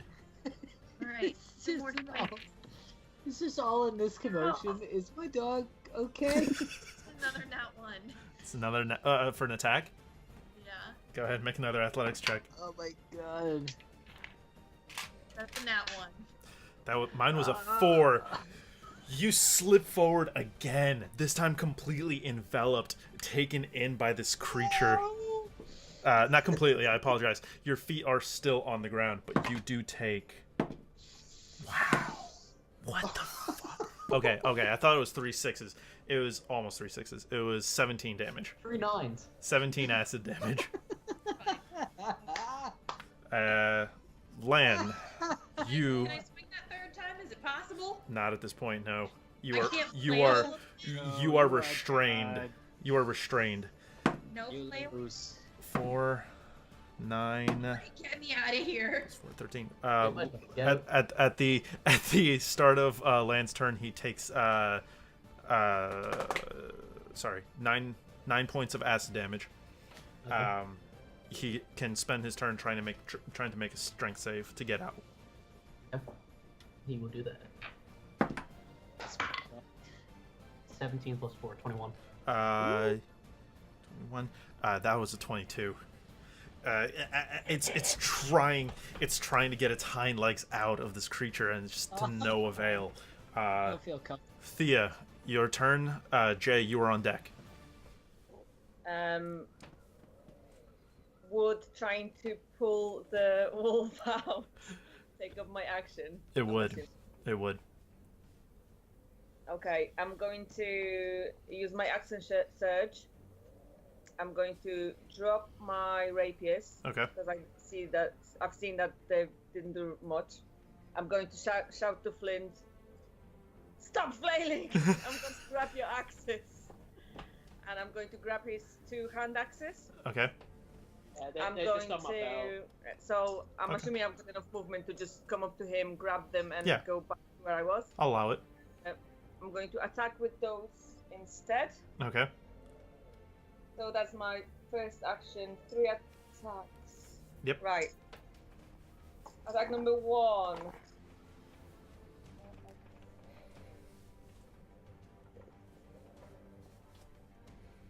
Yeah, hand axes are strength still, aren't they? Yeah. They are. Yeah. Yep. Yes, they are. Bummer. So that's 10. Is it 10 hit? 10 does not hit. Second attack is 18, 18 hits. and then offhand attack, that's 11. 11 does not hit. Okay, so that's 1. Is that D6? It's a d6, yes. That's all of a 1 damage. You plant the axe into this creature. It's gonna make a. It's gonna take a legendary action. So go ahead and make a strength athletics check. I apologize.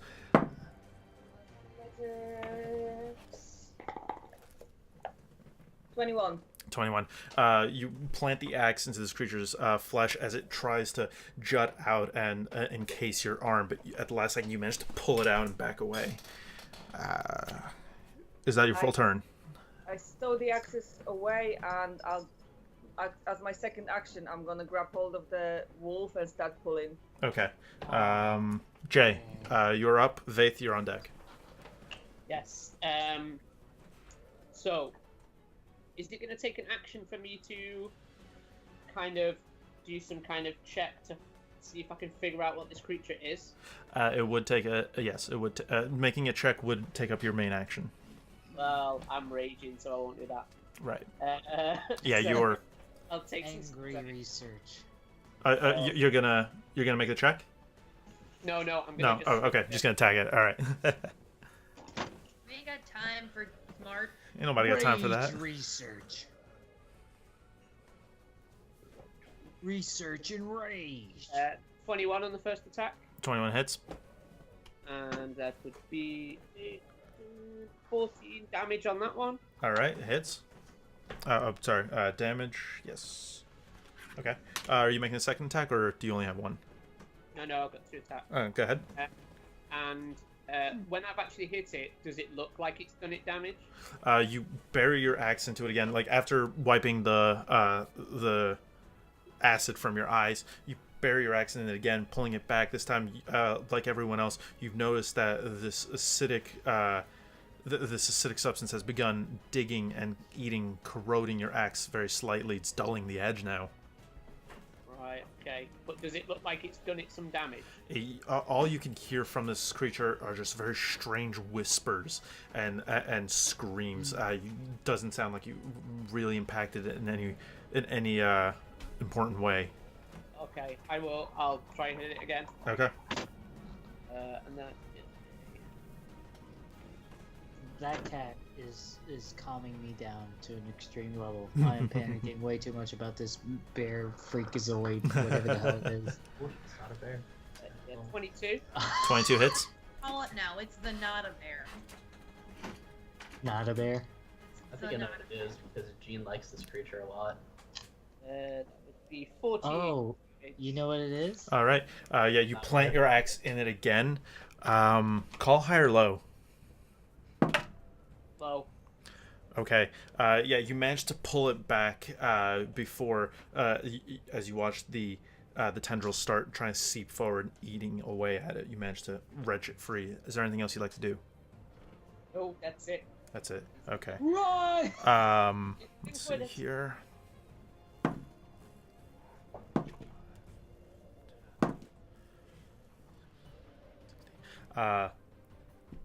Evan, Land takes another 16 points of acid damage. No. He's hurting. Puppy. He's hurting. Bad. All right, Vaith, it is your turn. Let me do math real quick. Oh, did the dog become me? Dead? Not yet. Getting there. What was its total hit points? Total of 42. 42. Okay. That's a pretty healthy dog. Yeah, it is. What was the damage taken again? 16 points of acid damage. Okay. Oh man, if only we had as good as leathery armor as there. You could find great leather products at cognitivemerchant.co.uk. Great plug. Great plug. Like that. Like this great upside down logo. Oh, there we go. Right. Perfect. Oh my gosh. Perfect. If only there were magic, Gene. If Oh, only. man. Vaith, If go. only there was the magic of Cognitive Merchant to provide us with good, studded leather. Vaith is the creature right below the window that I'm in? Not directly below. It's below and then to the left 10 feet. How deep's the snow? Ankle height. You. Fuck it. Vaith is essentially just gonna jump out the window. Okay, go ahead and roll an acrobatics check. Oh my god! Nat 20. Nice. Yeah, you Yeah! you land. You are gonna take some damage though. That's 3, 7, 11, 15, 20, Kitty, help us. 26, She's trying. 29. She's cute enough. You're going to make it take pop, 30 but has- points of falling damage, reduced to 15 because you made your save. Holy Jesus. What a tall ass lighthouse. It's, yeah, well, that, There's only 40 gotta feet. be. What is a tall lighthouse doing with a lake? There's only 40 feet, right? yeah, isn't it 2d6 per 10 feet? That is 1d6. I swear it was 2d6, but we can argue about that later. That's your call. I don't give a shit. How close am I to the creature? You're 10 feet from the creature. I would say crawling through the window would be 10 feet of movement. Falling would be another 5 just at that feat. So you have another 15 feet of movement, I'm guessing. You move at 30. Yeah. 15. Yeah. Feet total. And now 15 feet left. Yeah. You could move up to it if you'd liked. Yeah. Who's the nearest person to me? Probably Nephis, the pirate. Thea's character. Are there any mouths near me, like open mouths? Near you, no. The bear. Like there are some open all around this creature. If you moved up to it, then yes, you would be near them. Okay. I'm gonna move about 5 feet closer to it. Okay. You are 5 feet away from it before you are. You're 10 feet away from it right now. Now 5 feet. You want to become adjacent to it? Yeah, actually, let me get right up against it. Okay. Yeah, you're Like, up there. right up against the mouth. Yeah. I can. Yeah, you're there. Is it open and? It's front. It's front mouth. Yes, it's open into this like very much like the alien from Stranger Things, the first season. That kind Jesus. of mouth. Ugh. Breath attack. You're gonna use a breath attack. Nice. Use my breath attack. Okay. That's all I can think of. What am I Which rolling? color Dragonborn are you? Green. Oh, so poison. On save. You need a Constitution save. Yeah. Okay.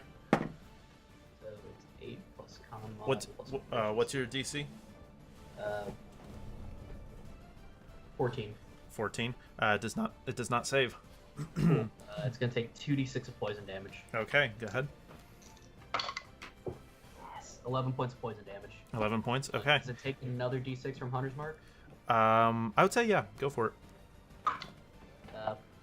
Plus another 3 points of Hunter's Mark. Okay, you guys watch as Vaith lands, like very much 3-point landing in the snow. Runs forward, rears up against this creature, puffs up his chest, and just sprays a spew of poisonous breath from his mouth, from his jaw, infiltrating the creature. Yeah, I'm trying to localize it inside of it. Yeah, just Jesus. spray it right inside. You hear the creature begin screeching and flailing everywhere, every which way. It begins moving very rapidly. Bears don't do that. Is that your full turn? Is that your full turn?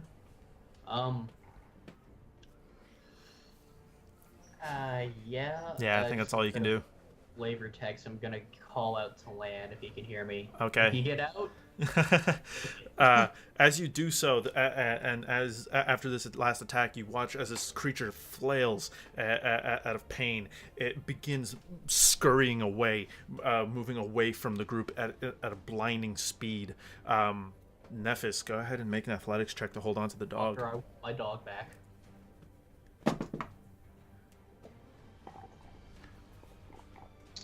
Man, if only we could shed more light on the subject with torchlight.com. 18. That was a nat 20. 20 plug? What? It was contested strength save. Maybe Strength we check. could weigh it down more with some metal dice from darksilverforge.com. Nephis, your hands slip away. You're not expecting this creature to just up and move so drastically. It immediately moves away. Anyone who's engaged with it right now can make an attack of opportunity. Okay. Do I count? Oh, wait, Lauren, you're still engulfed with this thing, aren't you? Yeah. Oh my god, you're right. You are also... kind of like running to the side. No, you're immediately lifted off your feet, and you feel yourself moving very quickly as the acid just begins to try and meld with your man. skin. If only it was more Landed. solid fabric like from gameplayware.org or .com. Do I get disadvantage on the attack of opportunity with the bow? With the bow, I would say yes. Okay. You at least also have the opportunity to use So the I promo guess code I B&B can't Tavern to get fail 15, 30% off and also free shipping on depending on which website you go to. Just put it in, find out what you get. Hey, Gene. Yeah. That was a 1. Isn't that one? Yeah.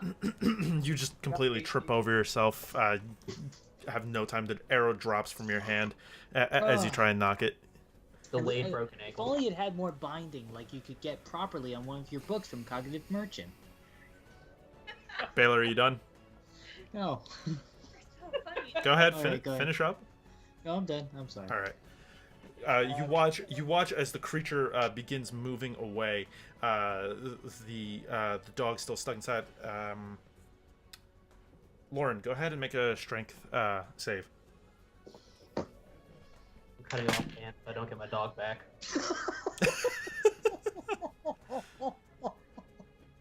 27. 27. You manage to wrench yourself free as you fall into the snow, Yay. rolling face down. As you hear this monstrosity begin slithering away, you guys watch as it moves farther and further into the forest. Do I get my attack on it? Yes, go for it. Got an 18 18 hits. Go ahead and roll damage. damage. That's- 10. 10 damage. Yeah, you slash at this creature, cutting off a bit of its moving tendril as it drops to the ground and it scurries away into the forest. We will take a break there. Ah. Just want to save my fucking dog. Yeah. Damn it. Well, you can save your dog in 15 minutes. I think he's gonna last so long. Six dogs. Be okay. Oh man, Gene, you're so awesome. No, he's not. No, I'm terrible. I'm gonna Well, call I think- Gabby. I and tell think her you're to use the awesome. dog. Come back in 15 minutes, guys. We'll find out. Does Evan lose a dog? Probably. Do I die again? Find out more. Come back. Do you think RSPCA?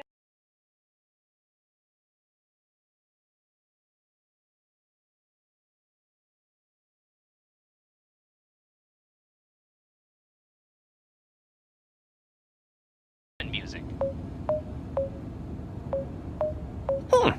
Human music. I like it.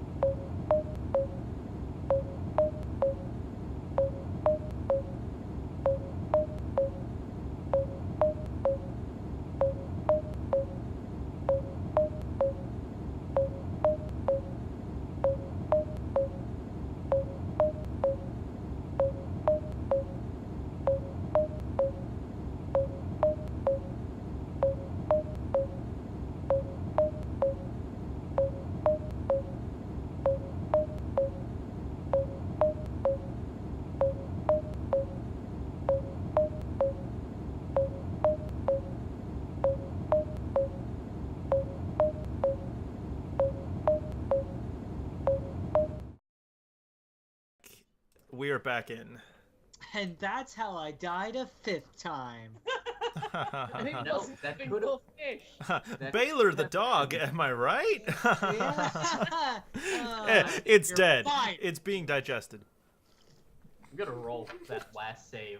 Okay. Well, It's his turn. welcome back. Okay, go ahead. Alright, my dog's dead. What'd you roll? It's not high. What'd you roll? Not high. What'd you roll? It's above a 1, but below a 5. Okay. Is it a 3? No. I rolled a 6, so it's still Oh. in there. Wait, well, I have to add strength to it, right? Oh, yeah, so do I. Go ahead. Save or... Save. No, Oh. no, I'm sorry. It's a contested strength check. so that's a 5. Fuck. Still Yeah. in there. Yeah. Still dead. Mine's an 8. Welcome I- back, everybody, to this lovely mess that we've encountered. Is You it, just killed a dog. am and I- it's not am I- sorry about it. am I after Vaith? Or The combat is technically over. The bear is after Vaith, and then it's you. But the creature has now escaped your clutches. can I And- take a shot? I thought we were in its clutches. You have escaped its clutches. It has escaped your threatened squares. I would allow Baylor go ahead and take a shot. Okay. Someone's in the Natural hand. 20! Hits. Go ahead and roll damage.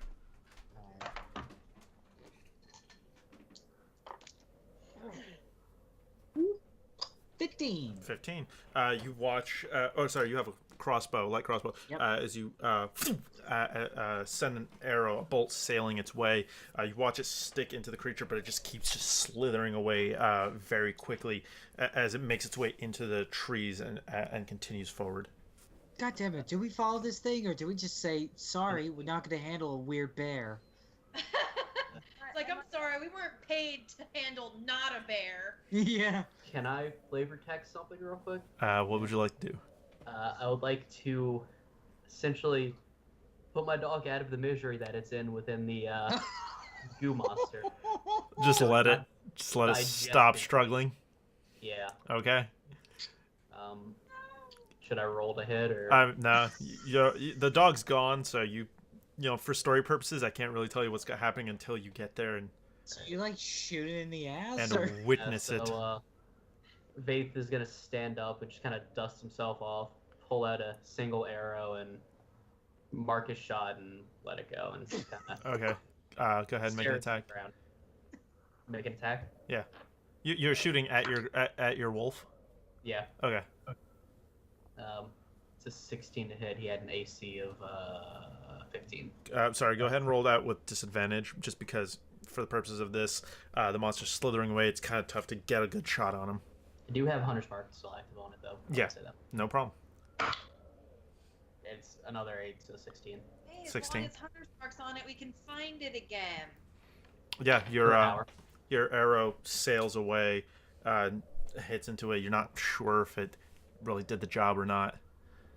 God damn it. What's everyone doing? For every hour that we don't find that thing, someone's losing a hand. Are you ready with your hands? No. I run I'm doing back the in. cutting. Oh Jesus! I run back, grab my thermos and I hand it to Vaith and I said, "Do you need a little snack to cheer you up, buddy?" I'm going to stare into your eyes, my own eyes clouded over, like kind of looking past you, but Yeah. at the same time. Yeah. That dog, I've been raising that dog since a little before it was slightly half that size. Is the only thing I've had in this world. Well, you. To knock the thermos out of his hand and start. You just I- slap it to the ground. I grab the thermos and I go like, you know, I just kind of like get a little watery eyed and sniff and say, "Well, let's go find that not a bear." Flint has thrown himself to the floor. and he's Calling having, it the like, not a bear. Flint's having like a 12-year-old Paddy, just like. "Ugh," Okay. for him. All right. Yeah. Nephis is looking for her rapiers. Okay. I'm also gonna throw a cure wounds onto myself because I am in pain. Okay. Holy shit, am I insane? Yeah, 40-foot drop, dude. Yeah. That'll mess you up. Yeah, the adrenaline has gone, and now you're like, ah. Actually gonna do it at level 2, so it's... I don't know what No hurts problem. worse, the pain of my loss or the pain in my legs. Using your hunter's mark, you can sense that the creature has moved into the woods, into the mountains, now making its way up towards what you might be able to perceive as one of the coal spine mines entrances. I'm following as quickly as I can. Is everyone else following as well? Go with him. Okay. Yeah. I go to follow, but put my hand on his shoulder and just say, "Listen, our weapons did shite all. We need to find something that can really hurt this thing. Maybe some kind of magic, some silver, something. But these ain't doing shite." It got really hurt when I, like, kind of used my halitosis on it. Okay, well. But I didn't get that joke. Okay. So fine. we need to go. No, like, I got it. I got it. buckets of acid.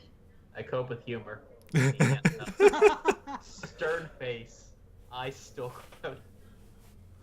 Did I find my rapier? Yeah, your rapiers are just on the ground. You can't pick them up. They are slightly rusted and slightly corroded. Oh, I I'm just- ready to go. Well, apparently, since nobody answered from the fishing huts, why don't we just go check it to see if there's any arcane stuff from the huts? I can only track it for an hour and know exactly where it is for an hour. If that goes past, first off, somebody's losing a hand. Second, we're gonna have to find it using traditional means, which I ain't about. Okay. Also, I left 4 cordon of arrows in the floor of that lighthouse. That means You the did. first person to go up there is probably gonna die. Okay. I did not specify to not hit me. All right. Well, you know what? That's fine. We'll just go ahead and we'll just go. All right. Right. You guys begin making your expedition up to the coal spine mines. Making your way through the trees, you can see this the trail of creep that it's left behind. Very much like I would say like the creep from like Aliens, the movie Aliens, like that kind of stuff that they leave behind. It's slowly coating the trees around it and becomes more persistent and prevalent as you get closer to the mine's entrance. The entrance itself, a bit higher up, a couple 100 feet up the side of this hill, up the side of the mountain. The entrance completely covered in it. A wafting smell of blood, of flesh and sinew just hits all of you at the same time as you approach this area. What's everyone doing? Wonderful. I'm going to. Is the trees close together? There are no trees up here now. Like you've moved through the forest, up the hill, and you've cleared the trees, and now are at the mines entrance. Okay, I'm going to just pick up like a rock nearby, throw it as hard as I can, and hear how deep it goes. Into the entrance? Yeah. Okay. You pick up a rock, you...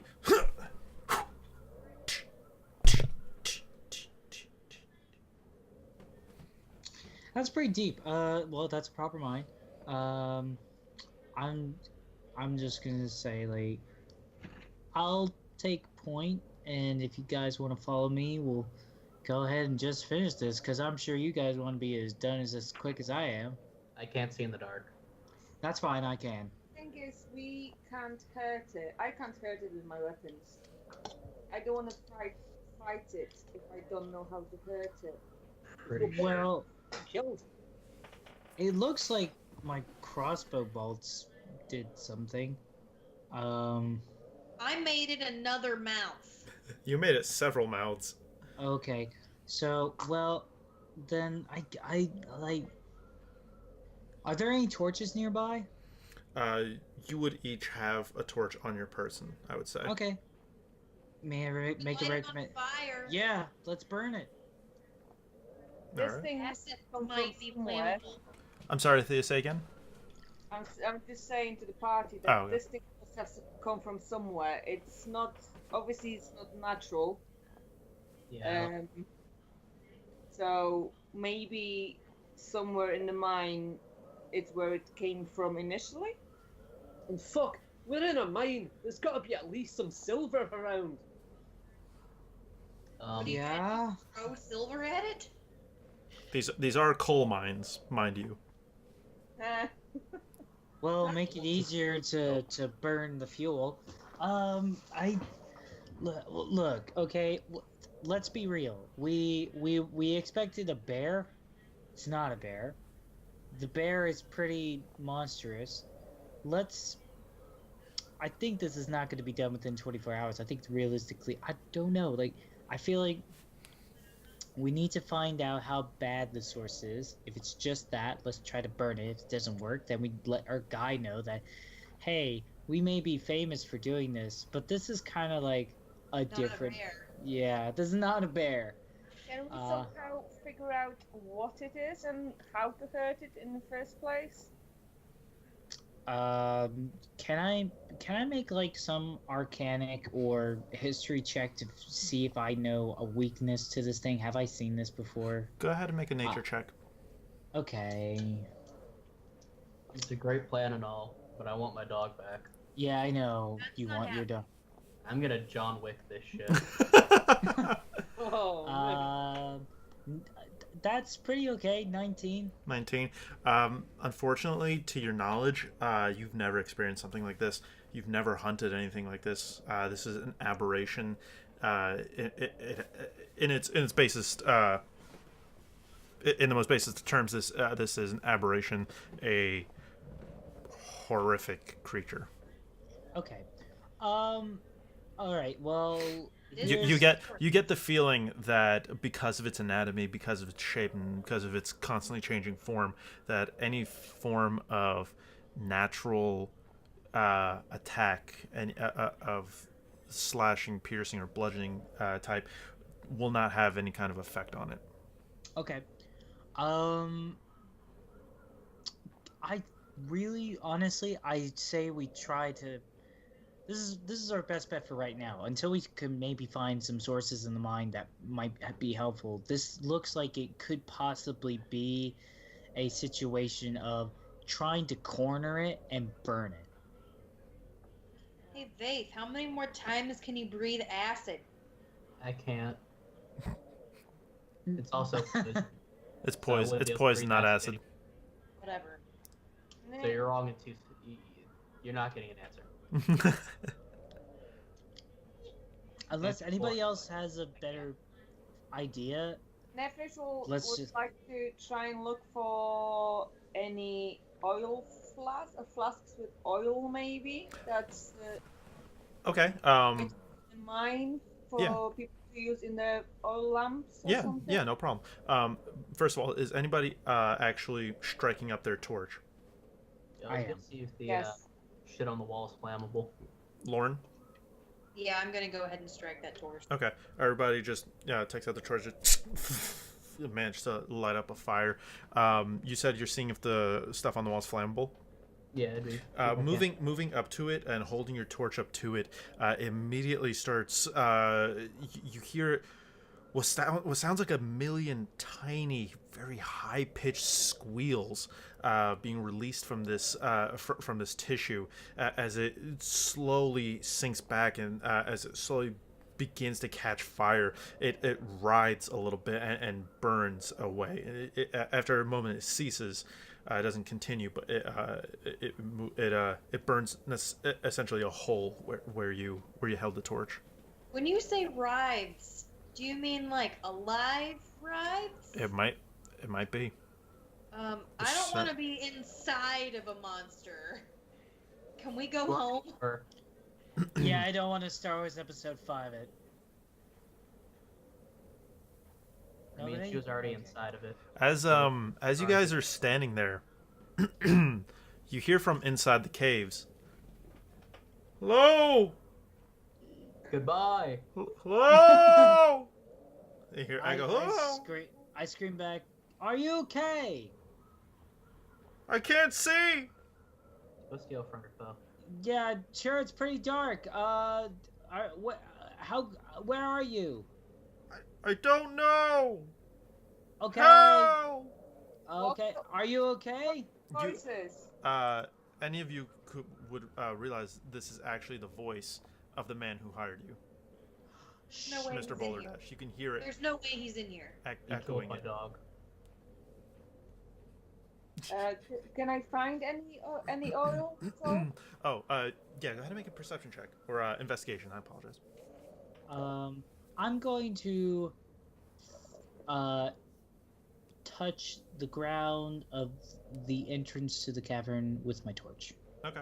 Yeah, touching it, same kind of deal. It manages to burn a small-ish hole, maybe not even yay big, into the ground, around this flesh and sinew. What did you roll, Thea? On investigation, yeah. Yeah. 17. 17. You do actually notice off to the side near a few crates, there is an oil lantern sitting there.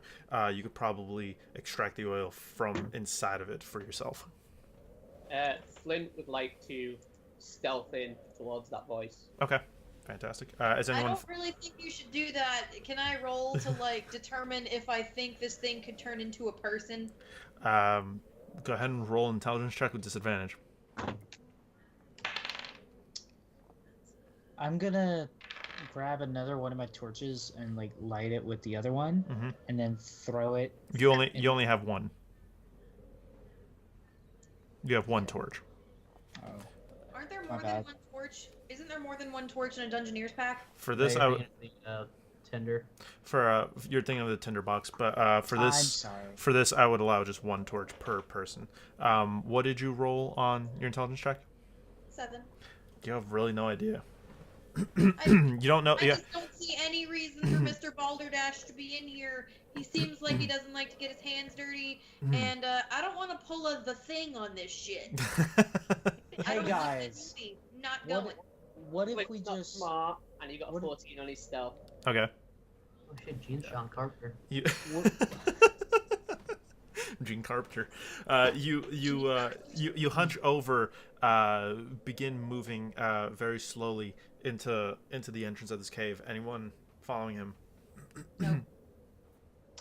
I'm gonna go find the nearest pet shop and buy Faith the dog. That's not how it works, but okay. Faith will follow into the mine as stealthily as he can. Okay, go ahead and roll. It's a good idea. 14 plus 3, so 17. Okay. Yeah, you head up right behind him. Any... Nefis also joined them, and she will try and keep an eye out for any additional torches on the walls or Right. anything like that. Okay. Now that everybody else is going in, I guess I'm going in. Go ahead. Roll stealth as well if you'd like. And I have to do it at disadvantage. 'cause Correct. heavy armor. Vaith is gonna tap Flint on the shoulder and say, "Hey, I don't know if you heard me earlier, but I can't see in the dark, so You all do have your torches out. I leave mine at." Can I just point out, Flint has made sure that he is in front of these loud people with the torches lit, Okay. stealthy with his dark vision to find this voice. Okay. I'm I'll move stealthing. up ahead of the light as well. What did you roll, Lauren? 16. 16. Okay. Everyone begins making their way through this through these caves. Who still has a torch out? Self. I left, 2. And Vaith as well? I left mine at the entrance, so I Okay. can stealth. No problem. All right. You all begin making your way through these mines. A low echo coming in from the tunnels. Moving through it, you can see the walls completely covered with this strange mucus-like membrane. You see a few small creatures kind of cocooned in place on the walls. 2 small birds as you pass them. The cocoons seem to be kind of pulsing up and down very slowly. I'm gonna try gunfire. You're gonna try what? want to set it on fire. Okay. As you move over and hold the torch up to it, it immediately bursts into flames and like a very small, like, and you hear a loud as the small bird inside dies. Bird. Yes. And the cocoon kind of just melts along the wall. Birds don't come from cocoons. That's not how any of this works. Should I roll the stealth as well? Yes, please do. Okay. I want to see if like the mucus itself is flammable, so I just want to see if I can light it all up. 17. 17, okay. You all continue your way down. You can hear occasionally the pained moan of what you can only determine to be Mr. Boulder Dash. Just, oh! He is fine. He can make noise. He's alive. Evan, with your hunter's mark on the creature, you can still determine the direction. It is further deeper in the mines, a bit lower. It seems to make sense as the tunnels begin kind of angling themselves downward on a slope. Making your way down, you eventually begins to open up, and you see as this large area opens up in the middle of these mines, a dome-like, almost football field-sized opening. Football.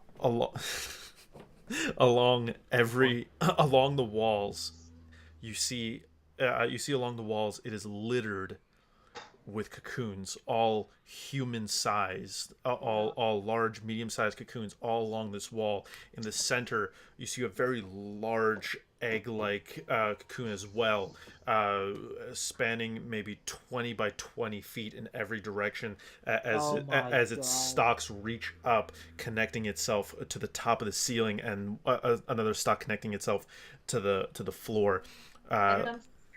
Can we leave? Looking around, you can see several bodies of what you can only discern to be possibly the coal miners that worked here, cocooned. The ooze just spreading over their faces, congealing and slowly eating away their flesh and stripping it from their skin, from their bones. Probably look dead. It's hard to tell. What percentage of skin are they missing? First layer, a couple of them 3 layers, a couple of them are already bone. You know what? I feel like they would really hurt if we saved them, so we should probably just set the whole room on fire. You look to your right and you notice about 20 or 30 feet over on the wall. Oh. Mr. Balderdash. You move over and you see the dwarf you know. His eyelids completely stripped, his skin pulled very taut and back, completely encased.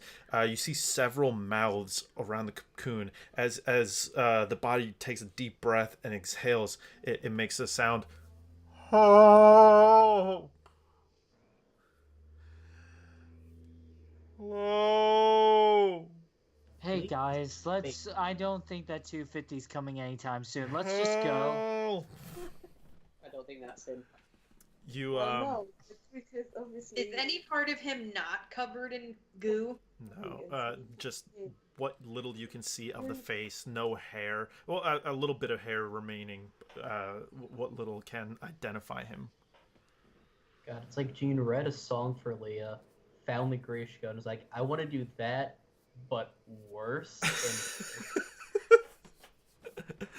we just set this giant egg thing on fire, please? Can we just set it on fire and be done?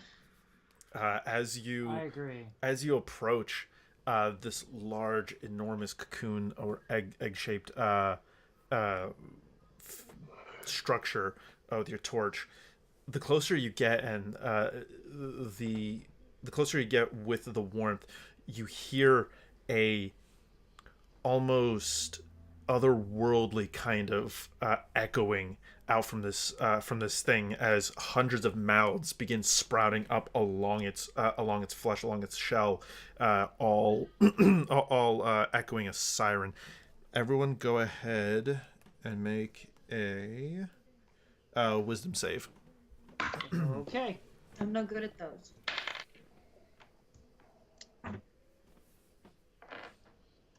Well, All right. Let's continue. Lauren, what'd you get? 15. 15. Okay. Thea, Jay, what'd you guys get? 3. I 3. got 16. 16. Baylor, what'd you get? 10. 10. Baylor? you 5. call me Baylor. I'm Wow. sorry. I'm sorry. Wow. Is it Evan. the beer? Does that mean he's dead? It's the lack of wolf. Speaking of, I apologize. Evan, as you move along the wall, just observing the several cocoons, you do, in fact, among them see a much larger one, not medium sized, but you can see Land's head poking through. Its fur completely gone. Its skin again also Look at this. being stripped. Its wolf-like skull protruding from the cocoon. Would I be able to take his skull? Possibly. It is about 20 feet off the ground. Sorry, bud. He's getting a call from Peter. Everyone who rolled below a 16 on the wisdom save.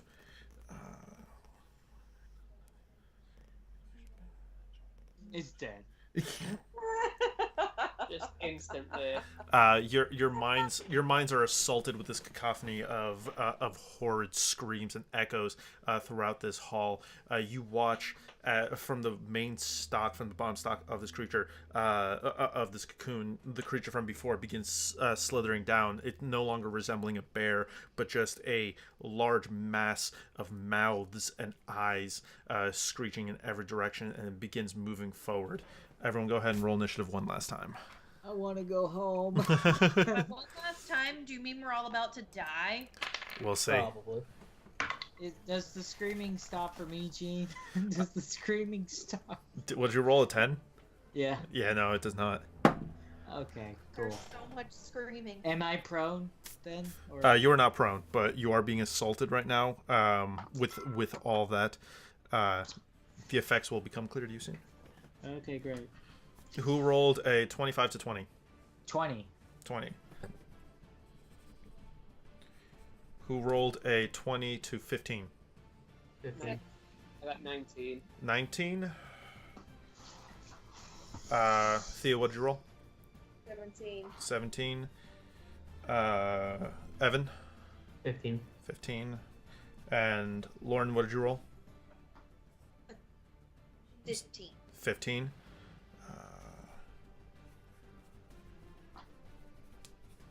You know, we could have had more lights if we had torchlight.com. Baylor, go. My head is screaming. On this turn,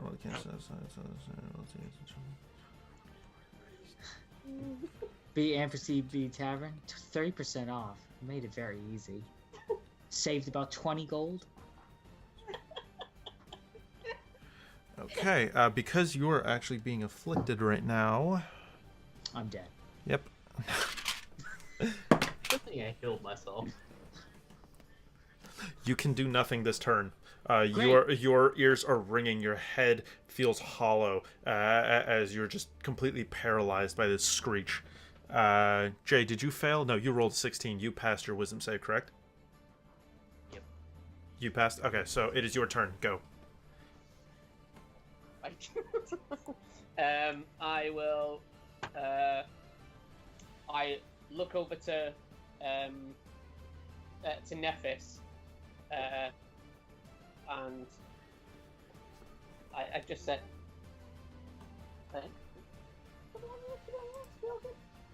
so I say, give me the oil, and I ask her for the oil. Yeah.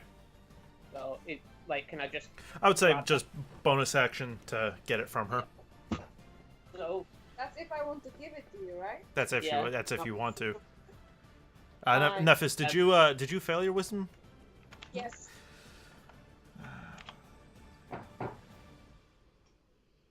Let me see actually. Do I turn into a unicorn? No, you were also paralyzed where you stand. So I would say you can move up to her and take the oil off of her with a bonus action. That's about it. Okay, so I do that. I want to pour it on the blade of my axe. Like, some of it. Like, just coat my axe in it. Okay, I will say that takes an action. Okay, cool. Bonus action to take off, action to pour on. Okay. Okay. Then Pour on, pour off. yeah. And then that's it. I get ready to light it and fight. All right. Thea, it's your turn. Go. Oh wait, that's right. You are currently stunned. Five.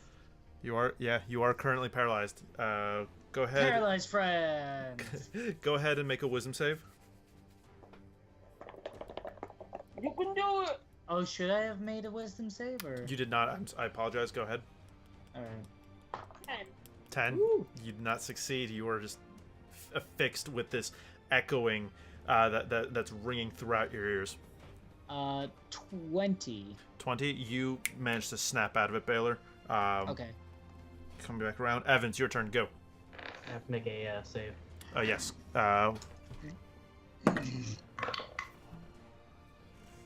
18. 18 makes it. You managed to snap out of it. That'll be your turn, though. Lauren, go. I was paralyzed. I only rolled a 15. Oh, that's right. Go ahead and make a save again. Come back, die. Hunter's Mark is still on the thing, right? Correct. I rolled a 6. You flail wildly in each direction around you, hitting absolutely nothing. The creature is now going to move up to you, Lauren, and it's going to try and make 2 attacks. Is it because I tasted good? Yes. I beg your pardon. What is your AC? 16. Okay. First one misses, but it's going to be a nat 20 on the second one. You are going to take...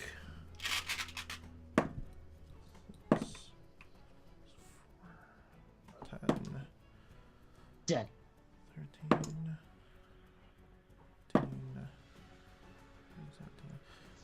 you're going to take 34 points of damage. Holy shit. You watch as this creature moves up to her, and it grows to an exponential size, enveloping her and burning her alive. You take 34 points of acidic damage. Baylor, go. Get it off.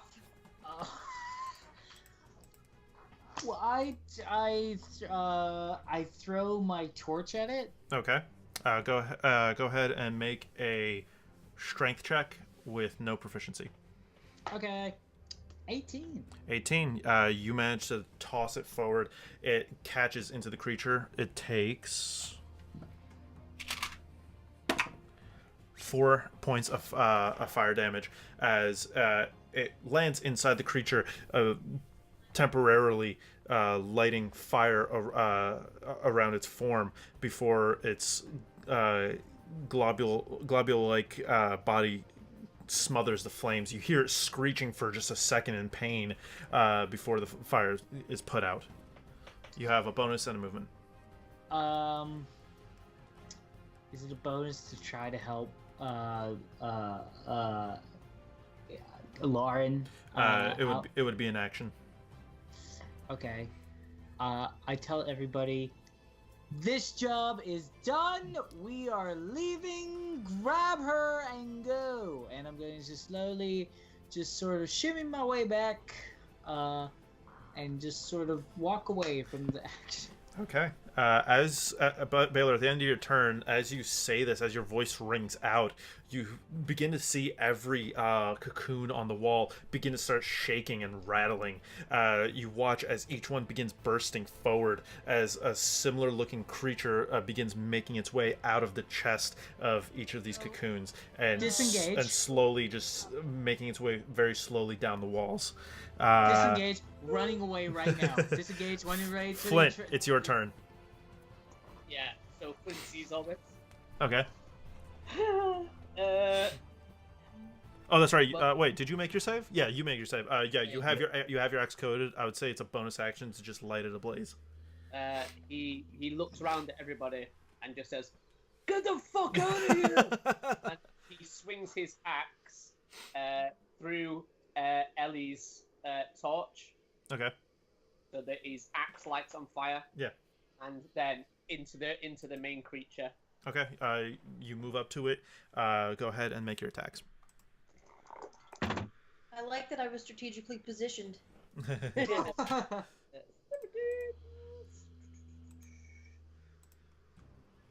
What was that? 17. 24 to hit. 24 hits. Go ahead and roll damage.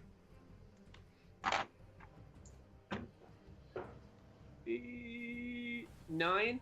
9 damage. And an additional 4 points of fire damage. As you slice across, you make a long line of fire across this thing's form. It kind of begins bursting and popping in random places.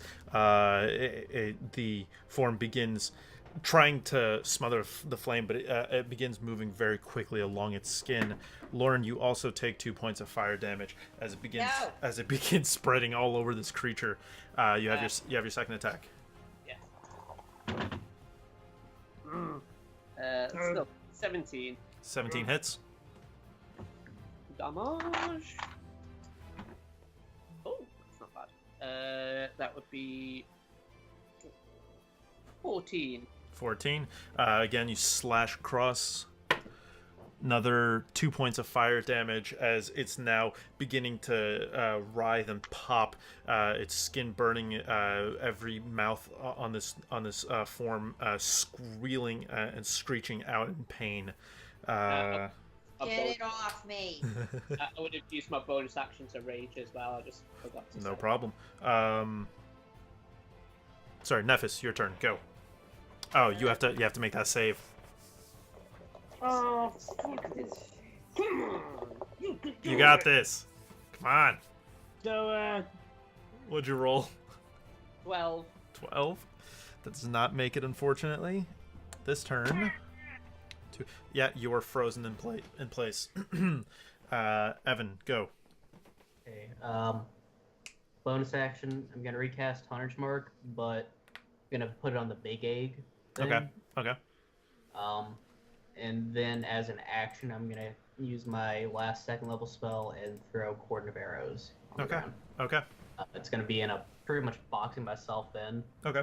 Then I'll look to the remains of land, assuming they haven't been burst open, and say, "I'll be with you soon, friend." oh my I will- god. No. Attempt to try to cover the party as they leave. Okay. Is that your turn? Yep. Lauren, go ahead and make a strength save.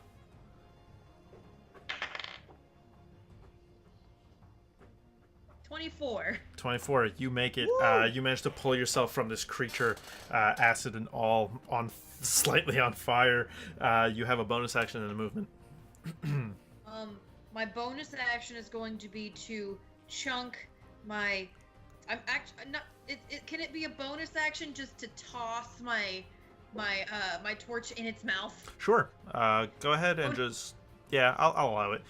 You toss it forward. It begins. It falls a bit short and lands to the ground, but immediately begins. The flames begin licking at this thing's feet, slowly spreading across the bottom of its form. Now, this creature now completely encased in flame. I would like to hightail it out of this motherfucker. Okay, are you Thank gonna move you. away? You're gonna move And away. while I'm passing, Vaith, I'm going to grab the back of his shirt and go, "Why are you staying, dumbass?" Okay. Simply dumbass. You get to him. The creature is gonna make an opportunity attack against you. Please don't. That's gonna miss as it tries rearing up and swinging with one of its flaming tendrils. It just swings overhead as you move past it. Would you count that as a Would you count that as a melee weapon attack? I would count it as a basic attack. I'm trying to figure out if I could spend a superiority die and use riposte. Is that spending the superior die? Is that on a reaction or? It says, as this one specifically says, when missed with a melee attack, use a reaction. Yeah, so it would be your reaction. I would allow it. Okay, so I want to use a superiority die to make a melee attack against this creature that has missed me. Go ahead. So the roll itself is a 21. 21 hits. Yeah, and then that's 14 damage. 14 damage. Okay, you spin around and manage to try and hack at this creature, tearing open more flesh as it tries to reach forward with its tendril. Did I give it another mouth? Say again? Did I give it another mouth? You're not sure. Among this flaming mass, it's tough to tell what is anything anymore. At the end of this creature's turn, you all see as the smaller globule-like creatures that have burst forth from the cocoons are now about halfway down the wall. A few of them already at the bottom of this wall. They're now slowly starting to pick up speed as they're approaching you. Baylor, go. Running. Away. Forever. I'm running to the entrance of this cave. Okay, go for it. Never coming back. Just like I'm checking back to see if they're running with me, and I'm just running. Okay. I am going to. Oh, you know what? Actually, as I use my full movement, I'm gonna also try to take I guess one shot at one of the things crawling down the wall, whatever's closest to an ally. Okay, go ahead. Just to help delay it a little bit. Make an attack. All right, 22. 22 hits. Yep. You don't need to really roll damage. You launch a bolt at one of them. It just pins it to the wall as more begin moving down moving down the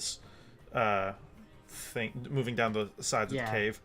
As I'm running, I'm just screaming, "Run, friends, run! This is all done!" Da, da, da, da, da, da, da. A few of them now are crawling across the ground. As they hear your footsteps, they begin shrieking very shrilly and begin sputtering across the ground, moving towards you.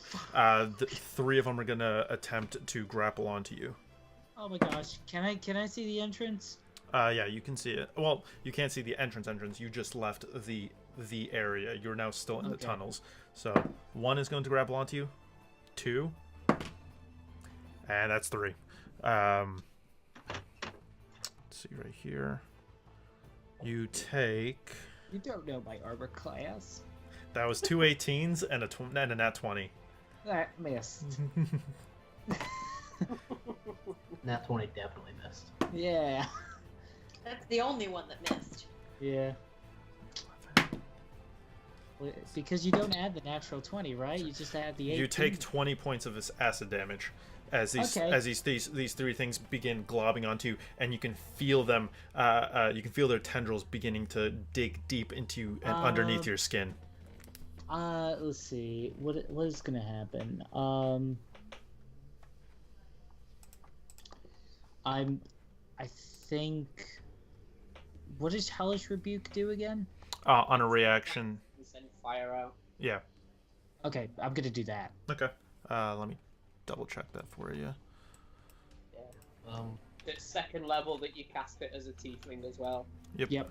One reaction which you take in response to being damaged by a creature within 60 feet of you that you can see. I can. Yeah. You rear back, casting this fire on one of the creatures. It shrieks and shrivels up as it dies, landing to the ground behind you. The other two are still dug firmly in on your person. Okay, am I prone to the ground, or am I just slowed down? You're still running. These things are just attached to you. Okay, great. Okay. How many times can I do Hellish Rebuke? It's a reaction. Okay. Can I do it for each one or no? One reaction per round. Okay, so the one that did the natural 20 on me is the one I'll do it on. And Okay. then let's see. Yeah, I'm just gonna keep running, trying to shake these guys off. Yeah. All right, Flint, is your turn. Go. Flint will turn, disengage, and barrel at waist height into Nephis to get her out of there. He's literally barreling in to put her over his shoulder. Okay. Make an athletics check.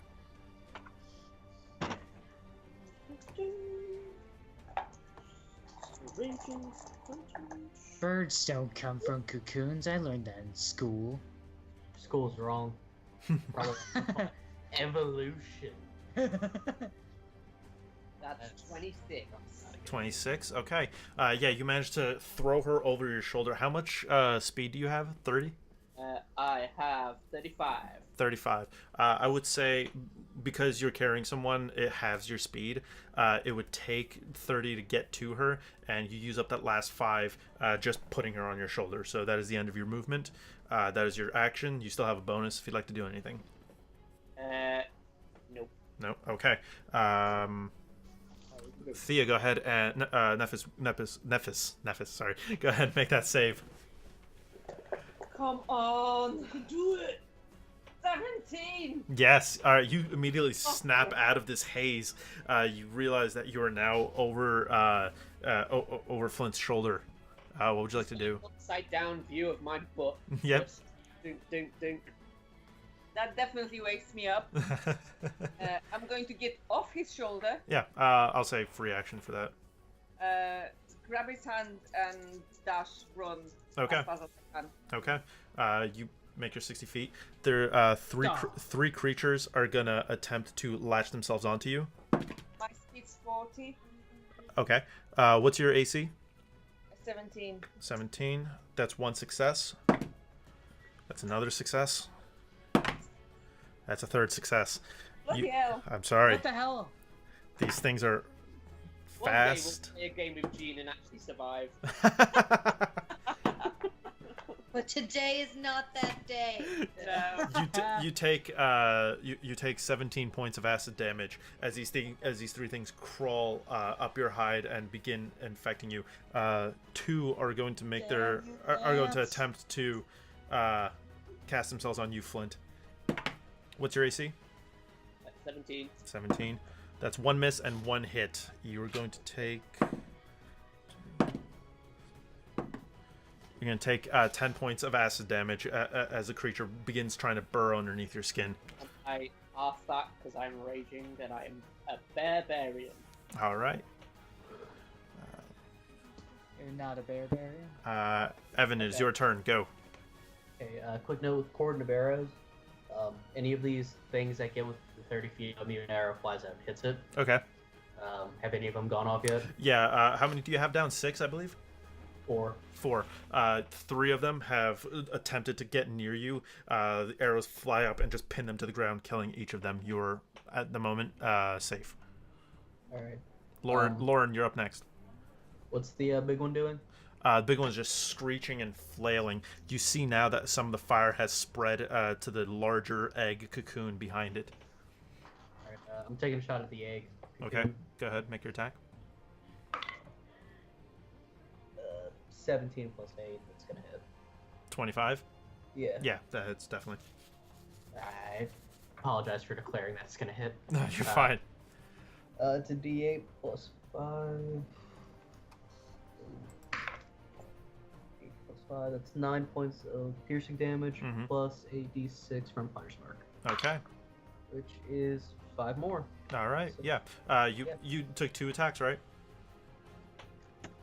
It's 1 attack. That's just 1 attack. Okay, yeah, you let loose. It pierces deeper into this cocoon. It's now shaking, vibrating, and echoing out this enormous symphony of wails.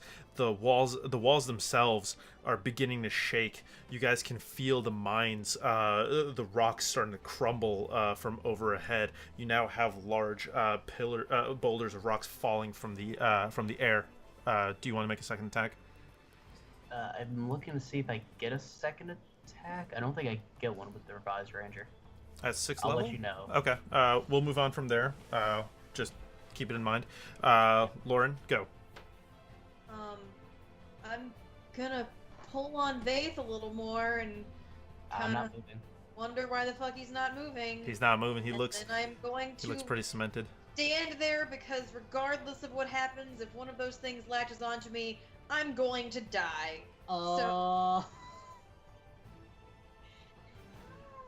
Is that So all? in a Is that your Blaze of glory. Is that your entire I'm turn? going to rush the egg and hit it 3 times. Oh my god. All right. You Oh, move right up to it. Go ahead and make your attacks. I could have done something. Oh well. 14 for the first one. This is not worth it. 14 does not hit. Why? 3 for the second one. Does not hit. 23. Oh, I does thought. it hit the egg? I apologize. I thought you said. I thought you said 3, not 23. I apologize. Oh, 23. 23 most definitely hits. And a Pretty 24. hard show. And a what? And a 24. 24 hits.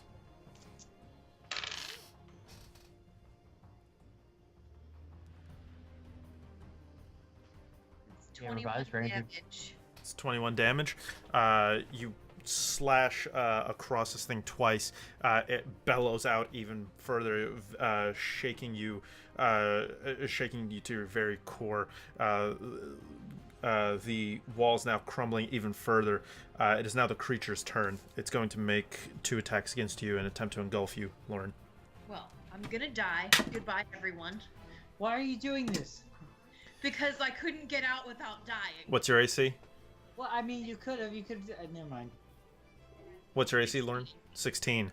Yeah, it's 2 attacks are gonna hit you for. If it's more than 15, I'm dead. You're unconscious. It's 13 points of acid damage, and you are now engulfed. Okay, I have 2 health left. You should have run. 2.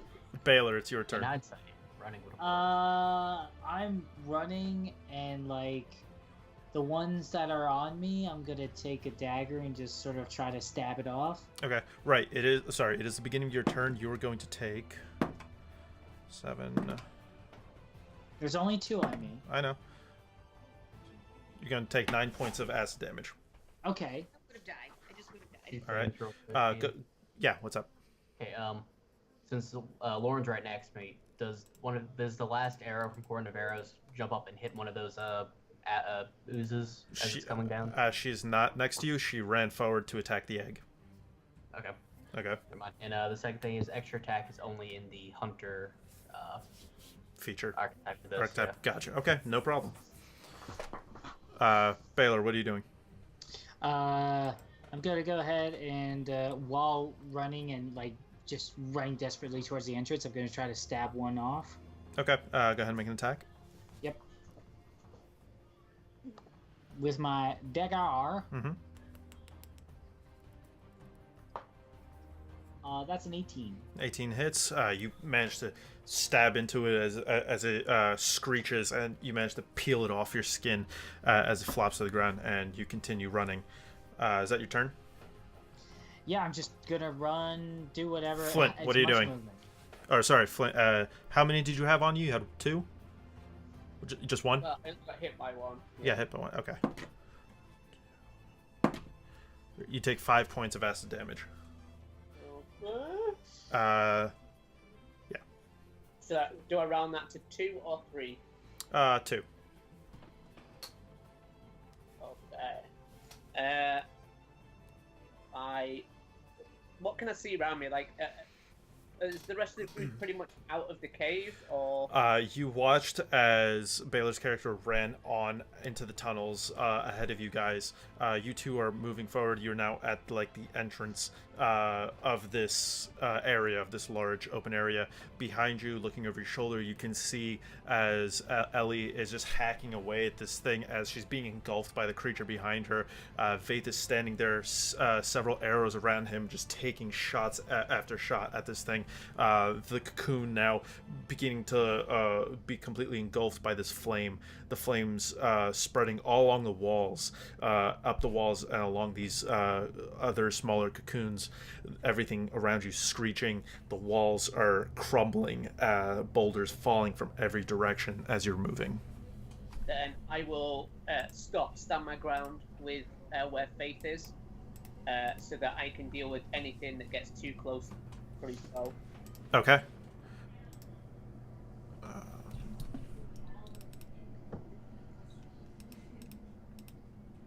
Okay. Sorry about that. Are you readying an attack? Yeah. Okay. Yeah. Anything that gets close enough for me to hit. Okay, that's fine. Nephis, you have how many attached to you? Well, you said 3, but 2 made their way onto Flynn. Right. Okay. So I just need to make sure you have 3, 7.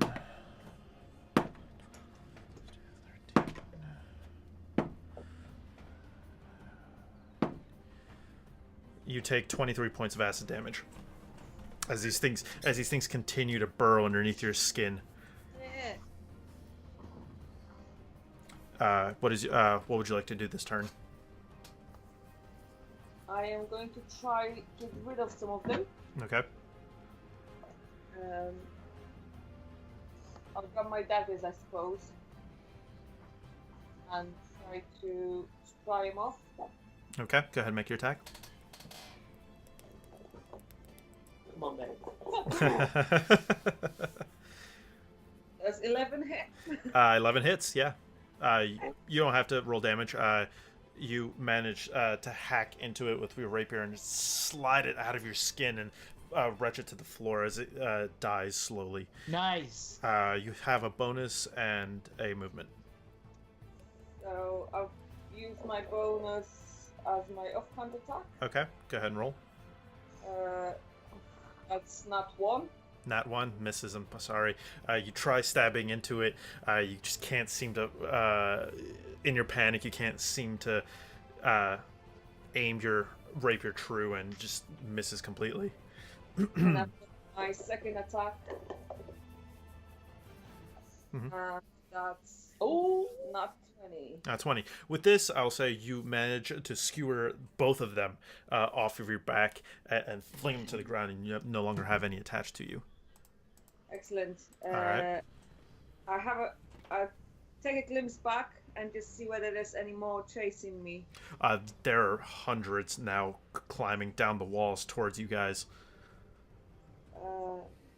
Are you still running forward out of the tunnels? Yeah. Okay, so Flint, you stay behind. Okay, yeah. You as you're running out, you can see a bunch just coming down the walls, making their way. You are now in the tunnels. They're making their way towards the tunnel entrance, towards you.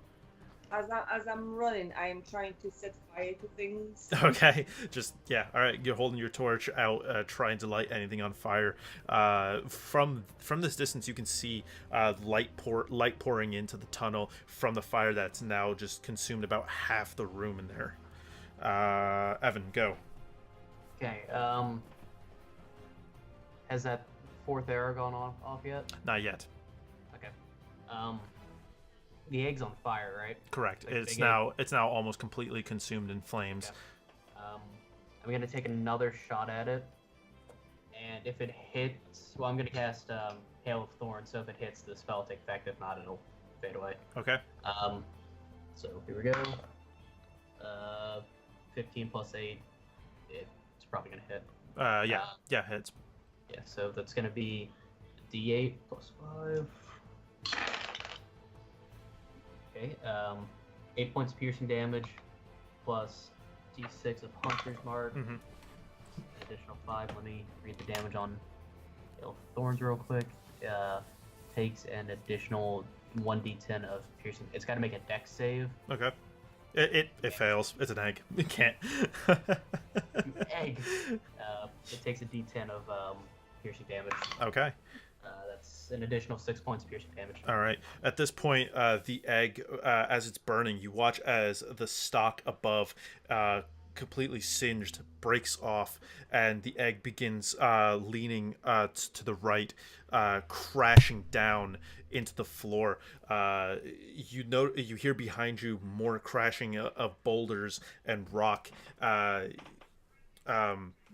Thea, you notice behind you as you look over your shoulder, a large boulder just collapses, completely blocking off the entrance to that column. The rest of you all also notice this.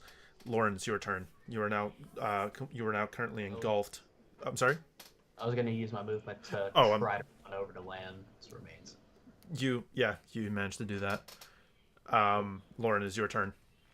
I'm gonna try to get out of the ooze. Yeah, go ahead. Roll a strength save.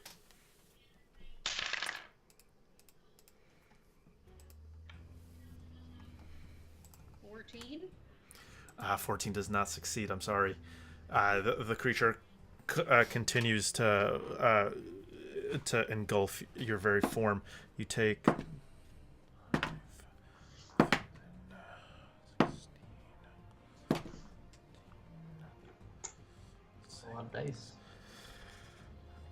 23 points of acid damage. I'm at negative 21 hit points. Oh my god. Oh man, you struggling as hard as you can to free yourself of this creature. You stop. Everything goes black for a second, and your muscles can't move anymore as you just lean back, and everything becomes quiet. Oh, that sounds way more peaceful than it actually is. In reality, you're dissolving. Faith, you watch as the creature turns around, still on fire, still taking fire damage. You watch as it turns around, whipping blindly in every direction as it continues to burn up. It tries moving across the room to one wall, then to the other, try and find an exit, just unsuccessfully. Does it anywhere within that 30 feet of the arrow? I would say, yeah. It moves, the arrow impacts it. 6 damage. Okay. 6 damage. It impacts it. It just losing all of its strength. It's trying to find any way out. The walls continue to crumble down as the coal mine begins collapsing entirely. Baylor, it's your turn. Running and stabbing. Okay. I'm stabbing the last one on me, and I'm just still running. Okay. How close am I to the entrance? I would say you could see the entrance now, about 50 feet away. At the end of this movement, you would be 50 feet away. Okay. That's like a 26. 26. Yeah, you managed to stab the last one off of you and throw it to the ground. Flint, what are you doing? Flint is still staying inside. Okay. At this point, the creatures, the smaller creatures, now completely surrounding you. Each one jumping on. You're trying to bash one off, take one down as another hits your shoulder.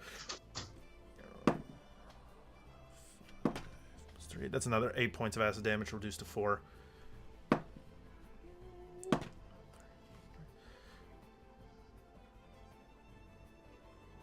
Yeah, so I'm literally making sure that any creature that comes anywhere near me, Okay. anywhere near us, is getting a swing. Yeah. It's another 10 reduced to 5. 3. Another 8 reduced to 4, so that's 9 total. And 4 reduced to 2. As one after another, they're just climbing on top of you. A couple of them now themselves burning. Several of them just burning, dying. You keep swinging one after another. Axe is still on fire as well. Yeah, axe is still on fire, flaming.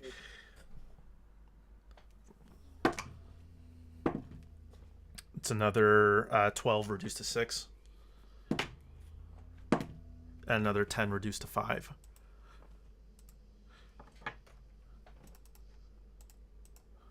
Man, I am I'm hurting. Thea, your turn. You are just run down this corridor.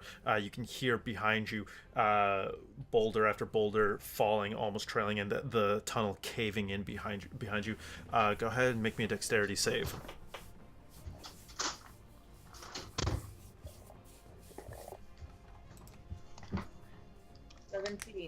17. Yeah, you managed to just like dodge to the left, dodge to the right as rocks as the caves now are collapsing in ahead of you a little bit. You managed to be able to strafe your way through it. Anything else you'd like to do? I'm just dashing. Booking it out of there. Okay. Evan, as you sit there, laying next to your animal companion, watching the room burn down around you, you watch as the back walls begin collapsing in on themselves slowly. It's as though a waterfall of rubble and rock begins caving in on itself, and you close your eyes as last second as these creatures engulf you, but as they slowly die and you're just caved in. And I cradle Land's head and you just let it happen. Completely cave in. You just close your eyes, and it's a very peaceful death. Flint, much in the same way, as you're cutting through each and every one of these creatures one after another, you're just unending rage. You're slowly caved in and buried by all of the rubble that has collapsed around you. The last thing you can last thing you can remember is you're just still swinging. You know it's over. You know you can't move anymore, but you're still swinging. Baylor, as you're running, you have rock after rock collapsing in and around yourself. Go ahead and make me a dexterity save. Natural 20. Natural 20. You managed to breach the exit to this tunnel at the last second. Smelling the crisp mountain air, a noticeable difference to the vast decay of flesh, tissue, and sinew that you've been used to for the last 20 or 30 minutes. You take a deep breath, looking behind you as you can hear this entire mountain now just crumbling in on itself. Thea, one last dex save. Oh, please, I'm gonna get Nat 1. Again. Oh no. Is Baylor the only one that lives? Did I pull a Lance handsome face? You were so close, Thea. Running forward, as the mines began collapsing ahead of you, at the last second, you could almost smell the crisp, fresh air outside. Maybe your leg buckled from too much damage. Maybe the creatures did something to your muscles, but you just trip. At the last second, you watch as the exit to the tunnel. Baylor, you watch down the tunnel as Nesman is running towards you as fast as she can, hobbling a little bit from the pain, and you at the last thing you watch as a rock collapses in front of her. You stop, your hands on the rock, digging in. Your last exit just cut off at the last second as the rest of the tunnel collapses in behind you as well. We might all be dead, but we saved the world. Baylor, Yeah. as you stand there, last thing you see, your friend encased in her tomb. The shrill shrieks of pain just rising up into the air before they die out. The night is silent once again, and you can feel snow beginning to fall. Don't you dare touch my gold! And that's where we will end it tonight. Oh That my god, what a freaking narrator! Thank you. Oh, Thank you. fucking Do you hell. intend us to survive? It's a one-shot, so I don't care. One day the cognitive merchant will survive. One day. You were so close, Thea. I fucking know! So close. If it wasn't for that nat 1. Jesus. The worst that would have happened if you didn't nat 1, you would have taken some damage, but you would have probably gotten out of there. But that nat 1. My rolls today, you know what? You know what? Usually it's just me, guys. But you're the only one that lived. Does that mean he technically died and we all lived? In opposite land, He got sure. caught, but it's really an eternal party inside this cave. Oh my That's god. exactly it. Jesus Christ. Guys, Well- thank you for playing. Gene, what was Thank that? you, You for Cognitive Merchant, for coming in and being a special guest. Thank you guys. Again. It's awesome to have you on the show. Yay. Hey, Wonderful. anytime. It was fun. You're technically like the first guest of our now official installment of Gene's Wondrous One Shot. So yay! Yeah. Well, so thank you to our new show host Gene, for coming in and saving Thank you. Fridays. Thank you. Thank you, Evan and Ah. Lauren, as always, for being part of our shows. Thank you guys. And yeah, thank you for whoever stuck around with us. We actually managed to get around 11 viewers at one point, so that was pretty cool. Yeah, thank you guys. Um, For those wondering, that was an amalgamation between a roper and a gibbering mouther, and a little bit of mimic and gelatinous cube thrown in there for good measure. Oh, God. You bastard! I know, it's What? great. Isn't even real. What an amalgamation of death. Speaking of death, and destruction, there's no death and destruction when you head on over to cognitivemerchant.co.uk, and only great conventions can be there. Head out and check out all our other sponsors and whatnot, and we'll see you guys in the next Wondrous One Shot then. Bye-bye! Good night.